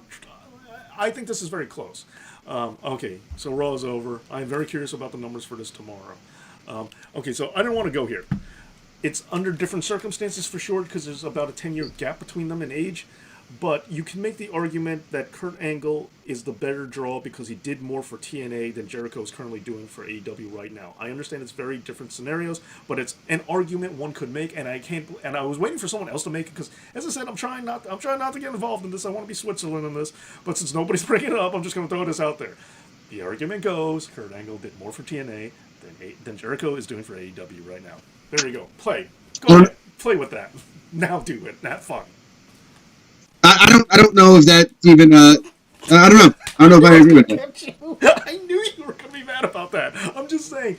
It doesn't make any sense. I am not saying it. I feel this way. It's a valid argument that one of you Jericho's not even one calendar year in. And second of all, Kurt Angle almost. The company almost went bankrupt twice with Kurt Angle there. But in terms of ratings draw, in terms of money made. Again, ratings draw is it's a different situation now than it was. Yeah, no, and I said, there are different arguments. Okay, as I said, you know what? I'll stay out of this. I just threw the seed out there. So for all you guys out there for the Kurt Angle side of the line, have fun with this one, and then you Jericho Hogs go ahead and battle them back. Ray DeRozzo brings up a good point. Ray DeRozzo brings up a good point that TNA was around before Kurt Angle, where AEW is being made by by Chris Jericho. So that's a good argument. That's a good counter argument. I do want your real quick. This one. Real quick. The Robbie E. Zack Ryder Dream feud. This is real easy. They meet each other. Hey bro, and they're all friends. And then they're in the locker room, and then one of them goes for the hair gel, and the other one goes, "Dude, that's my hair gel." No, it's my hair gel. And then that's how you have the feud. All right, next, continue. So have fun with the TNA Kurt Angle argument. Go. Base Up did say Kurt Angle's best matches are better than Jericho's best matches. Do you agree with that? I mean, I think so. Yes. Okay. I was curious to see where your stance was. But again, Kurt Angle, despite the fact, is like this is a weird thing that I'm arguing against a Canadian, but Kurt Angle wrestles more in my style somehow than the guy who went on the dungeon. I mean, it doesn't really make sense. It's a very weird thing that I'm not really, because I swear, despite he dresses like the American flag, Kurt Angle and Dean Malenko are supposed to be Canadian. I just think they just don't know it. Like, but Me? yeah, like his parents. It was like a really cold winter or something in Pittsburgh, and his parents stopped and said, "Oh, this must be Canada. We must be there." But they were really in Pittsburgh. But yeah, no, I think Kurt. I know Angle's more of your type, which is why I asked. I figured Angle was going to be your answer. And again, that's your opinion. It's not like I'm going to get mad about that, like other people probably think I would. But let's look at several denominators. I mean, yes, there's an age difference again, but Kurt Angle versus AJ. Kurt Angle's matches with AJ Styles are better than Chris Jericho's matches with AJ Styles. Like, I will give this weirdly. I'll give this to Jericho though. I think Jericho got better matches out of The Rock than Kurt Angle did. You know, for what? Yeah, he did. Kurt Angle got better matches out of Cena than Jericho did. So for John Cena, Kurt Angle gets the win. Yeah. I'll give you that. I'm trying to think of guys they had in common. Like overall, I mean, in terms of just better matches, yes, it's Kurt Angle's more in my wheelhouse. But I'm trying to think of guys they have in common and try to think of who got them better. I think body of work wise, it's hard because Angle didn't have as many matches, but Jericho had better matches with Shawn Michaels than Jericho did. Okay, I mean, I think so, but I was going to say Kurt Angle got better matches. I just completely blanked. Who I was going to say? I said. I think Jericho had the better match against Triple H, Ron Hawthorne. Fine, but that's splitting hairs because I didn't like either really. Undertaker's a weird one. Just the match on Raw in itself, I think puts it over. The Jericho pop at getting the win for the world title, even though we had to give it back. Yes, I mean that's a technicality, but yeah, like because of the pop, yeah, because you're not judging the match, but you are judging the pop. But yeah, fine. The match was good too, but I mean, WrestleMania 18 wasn't good. No, it was good. It just wasn't. It was okay. It was passable. It wasn't. Yeah. It was a passable main event. I had one with Kurt Angle too. Well, who was I thinking of? Man, I can't believe I just dogged this one. Benoit. Yeah, Jericho. Like Kurt Angle and Benoit was way better than anything. It never sucked. But Benoit and Angle is way better than Jericho and Angle. And I know that's kind of a wash for me. No, not even close for me. I know. Yeah, I know. Base Up's got a point too. Yeah, that was there too. Hawthorne was a rated member of the Nolan. Yeah, I mean Ron Hawthorne. I'm sorry if he's not getting enough credit because yes, I do feel that like I said, Ron Hawthorne lines up with my sensibilities more than anybody else. So, like for the most part, it's like me and him are almost always on the same page. So you know, and yeah, is that like does that count for anything? Not really, but nonetheless, it does for Arthur. me. Arthur, that's not true. The Jericho Shawn Michaels match at No Mercy is one of the most underrated matches in wrestling. Period. It's the best match of Jericho's career. Okay. Yes. I know you hate Shawn, but it is. That match is absolutely unbelievable. It has everything you could ever want in it. Yeah. And then Jericho won the world title then. Yeah, if you like cross body blocks. I'm sorry, do you not like cross-body blocks? I just don't think it should be the freaking centerpiece of anybody's arsenal, but okay. It's the centerpiece of neither one of those people's arsenal. No, one of them, that's true. The other one, on the other hand. Oh, I'm sorry. Sunset flips and flying forearms, too. And punching. How could I forget? Jericho and Tanahashi's... Wait, hold on. Oh, yeah, I forgot about the... Yeah, we could play in New Japan World now. Yeah, let's think about... I don't know. Did they overlap though? No, I know. No, they didn't. They didn't. No. Oh man, I was thinking. I was trying to think of like a good one, but there really isn't. Yeah, there really isn't. I don't think there's anybody they overlap with. Guys, better yet, who would win in a fight? Who would win in a fight is a good question. I mean, Kurt Angle won. That's actually a good question. Because I want to say Angle because he can stretch him, but Jericho's beat up Goldberg. Jericho beat up the toe-to-toe guys he has like no business standing toe-to-toe with. So. Yeah, this got up in Brock Lesnar's face. Jericho would be the guy in a bar that, if he wasn't a wrestler and he wasn't famous, like Jericho, like let's say he was just playing as Fozzy, like Jericho would be that guy that some loudmouth at a bar would think, oh, you're just a pretty boy punk playing your guitar, some artsy fartsy loser, and then the guy would just get like brutalized and wake up the next day Oh and yeah, figure out what happened. and counting his teeth. Yeah, he would just remember putting his finger in Jericho's chest, and then after that, he would wake up. He would wake up like in a hospital, like 2 days later. And go, what just happened? And like you wouldn't see it coming. Like that's kind of how Jericho rolls. Double A, Kurt Angle won. And it's not, but because of the age gap, like I'm Yeah. sticking to Benoit. I'm sticking to like guys around the same time. Like yeah, they both wrestle Shawn Michaels around approximately same age. Like I think Right. Kurt Angle's older. And even like we said, AJ, that's even like even a little bit more of a stretch. Yeah, like approximately. I mean that's why we said like oh we could play with New Japan, and we're like, oh we really can't, because it's not really fair. Right. AJ I don't plan on doing Wednesday. I don't plan on doing it, but we might. I mean we'll talk. Me and Albert will try to figure it out. But as of now, I don't have any plans for it now. I mean, the reason why I haven't been doing Wednesday so much is because, like I said, I said this yesterday. Like my Wednesday videos are taking a massive hit. Like I'm struggling to get 1,000. Like last week's video didn't get 1,000. The week before that didn't even get 900. It's like I'm falling, and I'm trying to wonder if it's like because I'm doing too many live streams or they're interfering or whatever. So, like, and the live streams don't.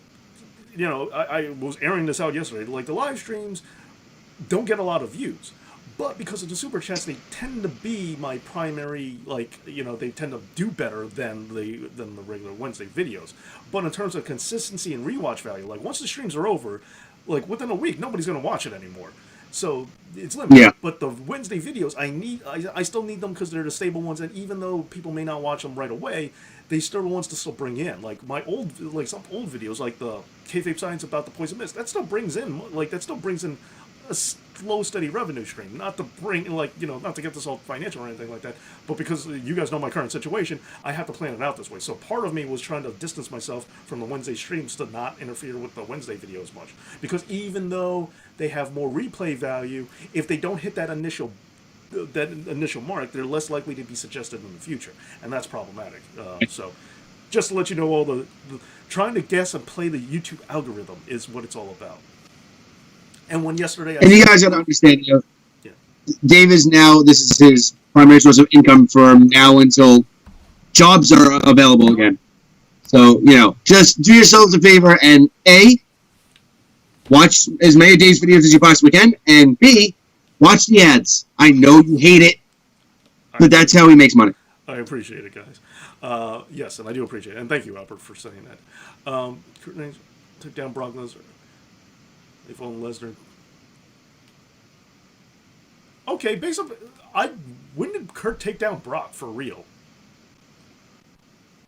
Backstage, I believe. Oh yeah, okay. Well, Base Up says that Kurt took down Brock for real, and he's willing to bet that Brock Lesnar would beat the living crap out of Goldberg.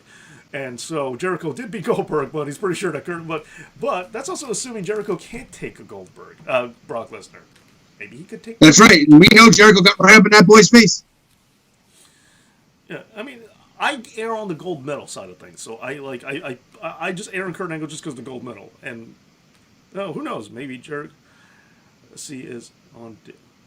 Yeah, and again, that's the other thing. Like, that's Double A. That's the other thing about that's the other thing. Like because the algorithm, the ads don't necessarily go where unless there's less view things. And this is also why I'm kind of cracking down on you guys cursing in the chat, and I'm trying not to okay the things you say with the cursing, because that lowers the chat monetization. Like that lowers how much all these things come into play.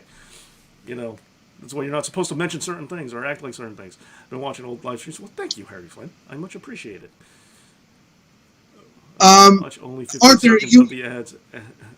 David, yeah, and I hate begging for it, and I get it, but I do appreciate it. And it's but I'm just trying to play this game on the YouTube algorithm. As you guys know, this channel, there was a period of time where I was easily getting over 2 grand views a day. Like my subscribers are still going up, but the problem is the views aren't, and the views are more important than the subscriber count. So I don't understand what's going on. Are notifications not working or something? And it's also weird that I complain about it on the live stream, because obviously you guys have the notifications that are working and you guys are here. So it's it's the weirdest thing that I've talked to the wrong audience. But yeah, like I said, but V's been, V and Fuso's been very supportive of me. As I told you yesterday, I talked to Brian Zane, and Wrestling Regret said, is trying to help out, and it's like, you guys are definitely helping me out. You guys are my lifeblood right now. But then, like, Brian Zane, these guys are also on my side too, helping me out. Felix Flame, Frisco Flame, Felix. And watch Dave on V's video. Yeah, yeah. Angles with so like yeah, Frisco. It's so weird because like I've never settled on what do I call Frisco. Like sometimes I call him Felix and sometimes I call him Frisco, and like in person I will alternate too. And I've never settled on what to call him. I know you're on my side, Harry Flynn. All you guys are on my side, and I do appreciate it. And yeah, and I do appreciate all that. But yeah, so you know what I'm under right now, and so I'm just trying to figure out best as can. Normally, like the way this channel has been, I just want to produce the best content that I think I would enjoy, trying to do my best personal job, and I haven't been worried about like fitting to trends. We talked about this yesterday. I don't try to go on my way to, I don't want to clickbait people or stuff like that. But now and I still don't want to, but now I have to play the YouTube algorithm game better. I have to try to figure out what the game is to figure out how to play it and to do it better, just because I'm stuck in the situation. So, like, that's the thing. So drawing with Brock is more credible than beating a Goldberg? Huh? It's because you're not some annoying Man, wait, hold on. Let's take a survey again. How many people... Tell me right now if you're from America, because we did this survey yesterday about how many people in the chat are from America. There's 3 people. It's like Harry, Dale, and Arthur. We're the only 3 Americans. So how many Americans are here today? Really? Yeah, let's see if it's gone up anymore. Dave's becoming the character from Monday Night Raw. Yeah, from the Christmas episode. Yeah, pretty much. We got another one. Look at that. We got another one. USA base. Oh yeah, base up. Yeah, this base up wasn't in at the time when we asked. DJK. So you've almost doubled. Okay, you've doubled already. Yeah, yesterday when we asked, there was only Arthur base up and Dale, because they started noticing. It's like I mentioned this yesterday. Like I have a pretty strong British fan base, and again, as I said, I've been accused of being a American-born British person. But anyway, it's because. And I said I've also been accused of that for Canada as well. But it's because when I first started wrestling, I was going to say for Canada way more than anything else. Right. Well, I actually have Canadian family, and I've been to Canada too. That's the other difference. I want to go to the UK, but anyway, as I said, it's because Wrestle Talk, Ollie Davis in particular, helped me a lot. Helped me in the beginning of when I first got the channel started, and through him and Wrestle Talk, a lot of people like a big chunk of my earliest subscribers were all just Wrestle Talk. We're all just like Wrestle Talk's fan base. So like, and if I remember correctly, there was a period of time I had more subscribers from the UK than from America, which I thought was weird. There was also in the beginning it was really strange. I had a lot. There was like a huge chunk from Australia. Like I had, like now my primary demographic is America, but there was a period of times where America was UK and England, UK, Australia, and countries like that. Dave doesn't post any Nikki Bella. Well, all right, Slam Sessions Network. That's you. Double A is from Birmingham. Not that Birmingham. I'm from America, but I'm hoping to be drafted by Jamaica. Right. Well, Rob wasn't it? Okay, yeah, I do have more. Okay, I thought I had more Americans than 3. Okay, there you go. Hold on. Arthur, I think that the WWE should be classified as essential. It's essential for me. Harry Flynn, I don't know. I've thought about trying to placate, give you what you need, and talk about Nikki Bella. Here's something else. I didn't want to throw this out there for you two. I don't want you fighting over this, and I don't want to do it, but I almost wanted to say that you guys make a bet, and whoever wins, if Arthur wins, I have to do an honest promo about Nikki Bella, and if Harry wins, and I have to do an honest promo. But I don't want to do one for Justina, because it makes no sense on the channel. Everybody would stare and go, what? Did he lose his mind? DMV.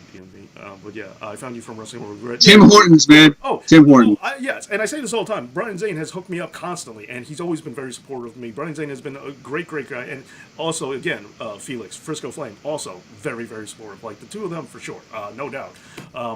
Yeah, I know. I've talked about this a lot. V and Fuso, as I just mentioned, it was just on V's channel. So yeah, I need, And he killed it, guys. Yeah, I need all just throwing it out there. Thank you. But yeah, I need all you. Wait, hold on. Base Up Army, Chicago's best city. But what about your brother in Atlanta? Degenerate, do not ever, and Harry too. I'm not from New Jersey. We also Don't do that. we've also gotten to this argument before about the food thing, and while I have made it very clear that base up 12 Atlanta, I said thank you for Coca-Cola and peaches and Chick-fil-A, but outside of that, no, stay in your lane. But Chicago, you from Chicago? Okay, fine. I respect the food. We were talking about this with Rod. Rod, you're gonna be very happy because now now you got another Chicago person in the room with Base Up Army. I was talking about this. I was like, Chicago. I argue because at least there's meat there. I consider Chicago the only other metropolis in America because it's New York and Chicago. Those are cities. It's like yes, those are the metropolis. Those are the mega cities. Yes, LA's a big city. It has a large population, but it doesn't have a skyline like we got. It doesn't have L trains like we got. That's the thing. So, yeah. But when it comes to food, Atlanta, I'm sorry, you're not in this running. I also pointed out Atlanta's from the South, but no one talks about Atlanta barbecue. They talk about Memphis. They talk about North Carolina. They talk about Texas barbecue. Whoever brings up Atlanta barbecue, I think there's something wrong with Atlanta that if you're not in the barbecue conversation, but you're in the South. Like, why is that? That means you're on Florida level in terms of barbecue. Oof. I'm sorry, I'm just saying. Francine, Arthur loves Francine. I didn't know that. You never mentioned that before, Arthur. They talk about air fried chicken. Yeah, yeah. Last I checked, Colonel Sanders was from Atlanta. I'm not like look. I'm not trying to say Atlanta's got no business in no place on the running. Wait, where's Paula Dean from? Is she from Atlanta? I know Alton Brown is. You got Alton Brown. Oh, and Vidalia onions. How could I forget? But I personally don't really like Vidalia onions myself. I'm an onion fan in general. And I've never been to Atlanta, so I don't know. I'm just saying in terms of food cities, Atlanta is not that high on the list. New York is number one, for sure. Chicago is... Harry, if you think Arizona has great pizza, have New York pizza once and you won't think that Arizona has good pizza. Yeah, I said the same thing to him. It's like, yeah, no, you're not even in this conversation. Now, Arizona, you got the Guero dog. Hey, if Raw's still here, he's going to get really mad at me in about like 5 seconds, but the Guero dog in Arizona is better than the Chicago dog. Base of Army's probably going to get mad at me too, but Raw would be furious with me right now for me saying that. Yeah, and there he is. Now he's mad. Chicago is the best food. It's known for bigger variety of foods than anyone else. That's not true. New York has more variety. Are you crazy? New York pizza, Chicago pizza. Chicago pizza is not better, and it's not even pizza. It's not even pizza. Stop that. It's bull. We do make a mean root beer float. I love root beer. I was trying to work a Randy Orton joke in there, but I got nothing. Never. Like, I was really trying to. I would love to go to the UK. It's one place I've never been, and it's a place I've always wanted to visit. Yes, that's like the only. Like, if I could only pick one other country to go to, right, like forever, and like never see anywhere else, England would be it. It's between the UK and Japan. They're both very high on my list. Yeah. Did you? The wrestling communities. I was in Portland. Russian pizza. I don't even know what Russian pizza is. It doesn't sound good. Surprisingly, Raw is not all that mad about me taking the Guero dog, saying the Guero dog is better than the Chicago dog, unless he didn't hear me. And don't get it twisted. Oh, a New York style hot dog, you're not getting any better. And don't get it twisted. Yeah, I don't really like... I'm not the biggest fan of the Guero dog. I don't think mayonnaise belongs on a hot dog. I think that's strange. But, yeah. There's a place in Arizona called the Hungry House Pizza that's... I'm sure it's good, but it's not anywhere in the realm of New York pizza. New York wins. Yeah, Harry, it's the thing is... You got... Was that for me or you? Well, either way, I'm with it. Wait, who? What? Double A.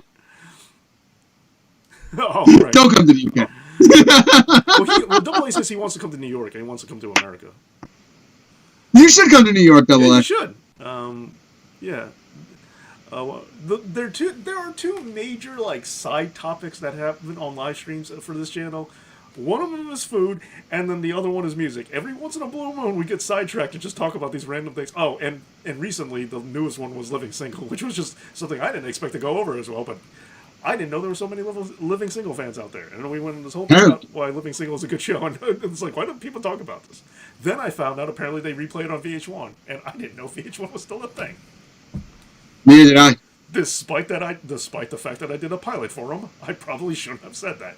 Anyway, they didn't pick it up. You should come to New York, Harry. You should come to Harry, New York. Yep. I don't hate LA, but I didn't enjoy it. I haven't been there in 25 years. I'd never been. I don't like the So smog at all. The traffic makes me. Oh yeah, so for you Chicago guys, what's the major highway? The Skyline Drive? What's it? That I hate. I freaking hate driving on that. The traffic in LA I hate. The rest of Chicago's traffic is fine, but that one major highway, and they have like light. There's like it's like a highway, but there's lights on it and like traffic lights on it. I'm like, what? Who designed this? Like I hate that. that sounds like a nightmare. The Skyway, you should do another comic book channel. I should. As I said, I stopped doing it because, like, right when this started, you guys know I was live streaming right away. But now everybody's doing it. All the other wrestling channels are doing it. And I'm like, well, who are they going to watch? Are they going to, like, I like Quizomania, but I also know I got no business competing with them. So, like, now we're competing, so I will just stay away from this because I know everybody would rather watch them than me. So I also try to put my videos on earlier Wednesday instead of, like, during the time where Quizomania is on, because I'm like, well, I got no chance of this. So I'll try to put it on earlier, see if that helps. It helped a little bit. But then the comic book stuff, now, like, the cast of the Avengers is watching the Avengers. I was like, well, who do you want to live stream this with, me or them?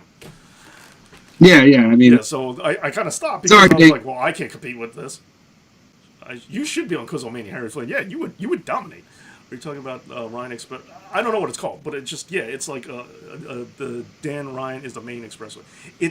It's a big one. It's always got traffic on it, and there were lights, like traffic lights on it for brief stretches. I hated it. I don't know what, but I couldn't stand it. Dan Ryan. In Chicago, yeah. I've said this over and over again. I like Chicago. I like Chicago a lot. I just have a few minor problems with it. That highway is the thing I couldn't stand. I had to go to the north end. That's where the hotel I was staying at, and so I went. The direct route was taking this highway. I didn't like it. I actually got off of it and just took the side roads parallel. And I was never in Chicago before, but yet that was faster, way faster than the highway. I'm from the same hometown as the one and only Rockstar Spud. Cool. So base up Army. We do not agree. But as I said, Chicago, I love Chicago. I've been there twice. I want to be there even more. I've said this over and over again. I love Rick Bayless's joint from Terra Grill. Amazing. And when I got the bill for this fine dining restaurant and it was only $60, I was like, man, compared to New York fine dining, I was like, man, all day. I spent more monies on Rick Bayless DVDs than I did on the actual meal, and I paid for me and a friend of mine. I want to do a video with Anna Blomby too. Not as good. I've never been to New Zealand. Dan Ryan next one to Lakeshore Drive. Yeah, I've never been to New Zealand. The Stevenson and the how many? Well, is there one of these highways that is just like terrible in terms of traffic? Is there one that has lights on it? Or don't tell me all of them do. Lakeshore Drive's a good song. It is a good song. Well, I like the beginning of Lakeshore Drive. After that, I don't care about the song. But the beginning is great. Yeah. It's like, the beginning's great. Then it becomes like, it evolves into like, like a country song. And I was like, what? What are the chances that I'm a British wrestling fan and my name is the same as Plumpy? What are the chances, Plumpy? Dave, you're the only one who reads my comments. I'm on your side the entire way. Thank you, buddy. I think everybody reads your comments, EJK. I think he means in other streams. Oh. Yeah. Well, see, that was the other thing. That was one of the other principles that I founded this channel on, too. I wanted to have an interactive community. And again, I think, I thank Wrestle Talk and Brian Zane and everybody for this, because they showed me how much wrestling, forget the IWC and forget the WWE Universe for a second. Wrestling YouTube is a community. It really is. By itself, in and of itself, it's its own category, I think. So, and the community in YouTube wrestling fan base, I think, is, generally better. We're not as okay, every once in a while we get into our tiffs, but I don't think we're as toxic as Reddit, No, not even the slightest. Yeah. Especially here. Right, yeah, and here is, better than most. Here is definitely way better than most of YouTube, because there are plenty of incendiary, like I said, if you look at the Zack Ryder video when I was on Wrestling with Regret, read the comment section, read the ones about me. You'll be amazed, unless they took them down, but you'll be amazed at half of them, because the day it happened, it was like, everyone told me stop reading, because it's not going to be good for you, it's not going to be good for your ego, because half of them are either racist or telling me to kill myself. And that was like the entire. So Don't like, tell me to kill myself yet. yeah, there's plenty of them. There were like a whole ton of them. It wasn't just one person who suggested it to me. It was a whole bunch of people who suggested it to me. Again, they might. I'm just surprised that nobody's done that to me yet. That's a good question. Well, what do you think SmackDown? Who do you think the SmackDown hacker is? Like I said, I think it's got to be Mustafa Ali. I kind of It's either Ali or Mustafa Dave. Ali did the whole thing where he says, "I was wearing face masks before it was cool," but I don't think that, Let's see, was better back in the YouTube wrestling community was better back in the day. Yes and no. Again, for me, I do live in a bubble because the Know It All Nation's been cool. Like, you guys really aren't, like, even the worst troll isn't that bad in comparison to the things that get said on other other channels and stuff like that. Yes.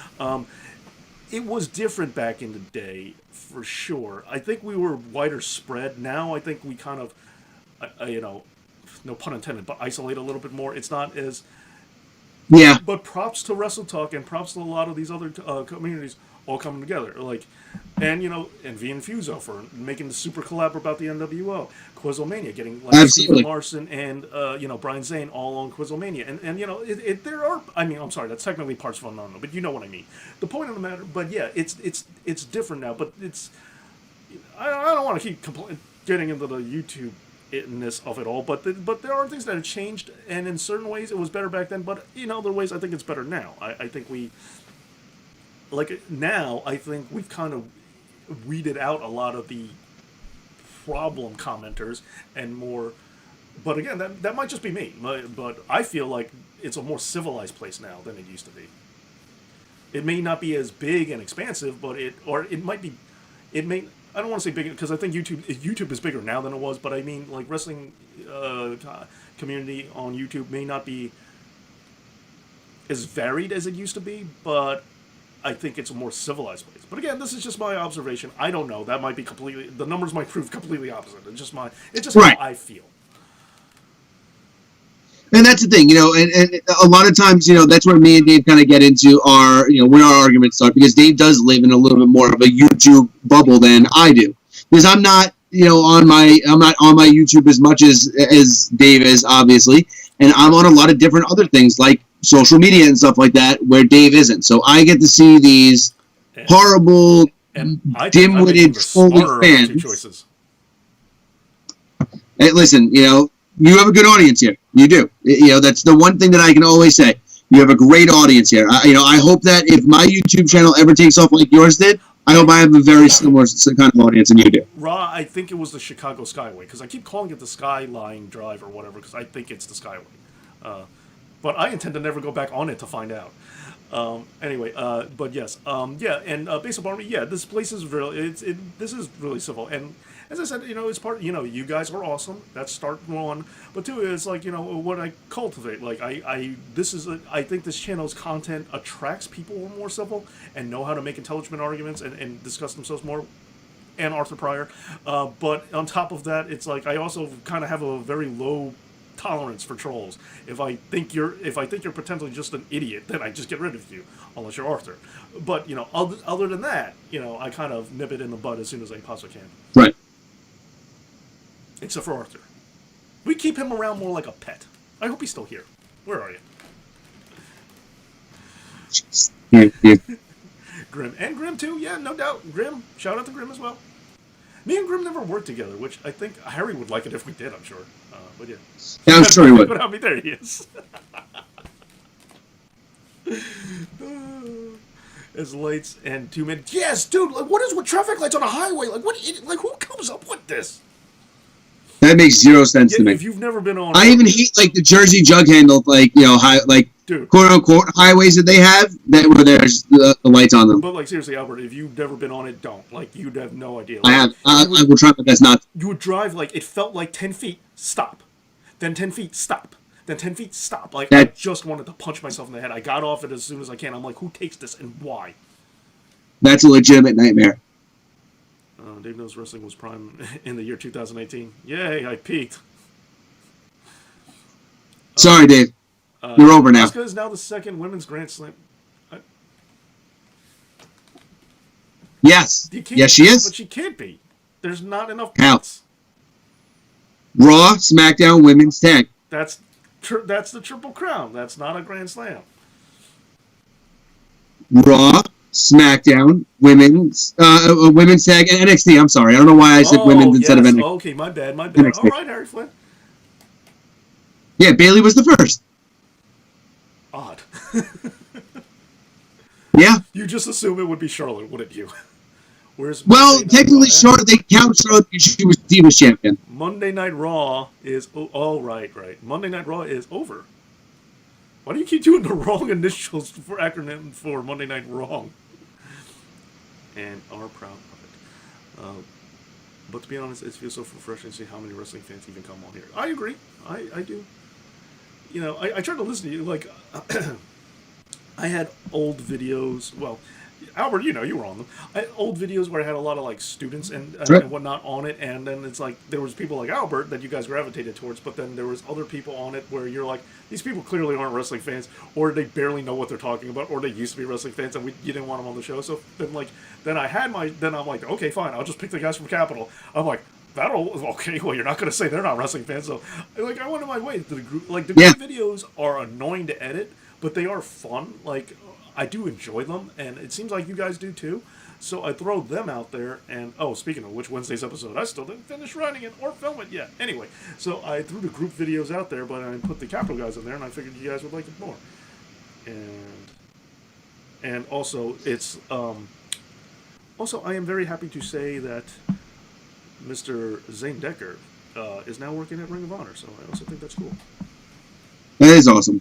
And look, that's the thing. Look, I'm blessed enough to have been liked enough by you guys to keep coming back here to be on this channel to, get to hang out with you guys every Monday. And it's honestly one of the highlights of my week. I look forward to this every week because it's fun. I get to interact with you guys. I get to blow off the steam that I no longer blow off by trolling on the internet and just do it with you guys when you guys get me all pissy. But today, it wasn't me. It was Dave, so that was nice. Rah, Indiana.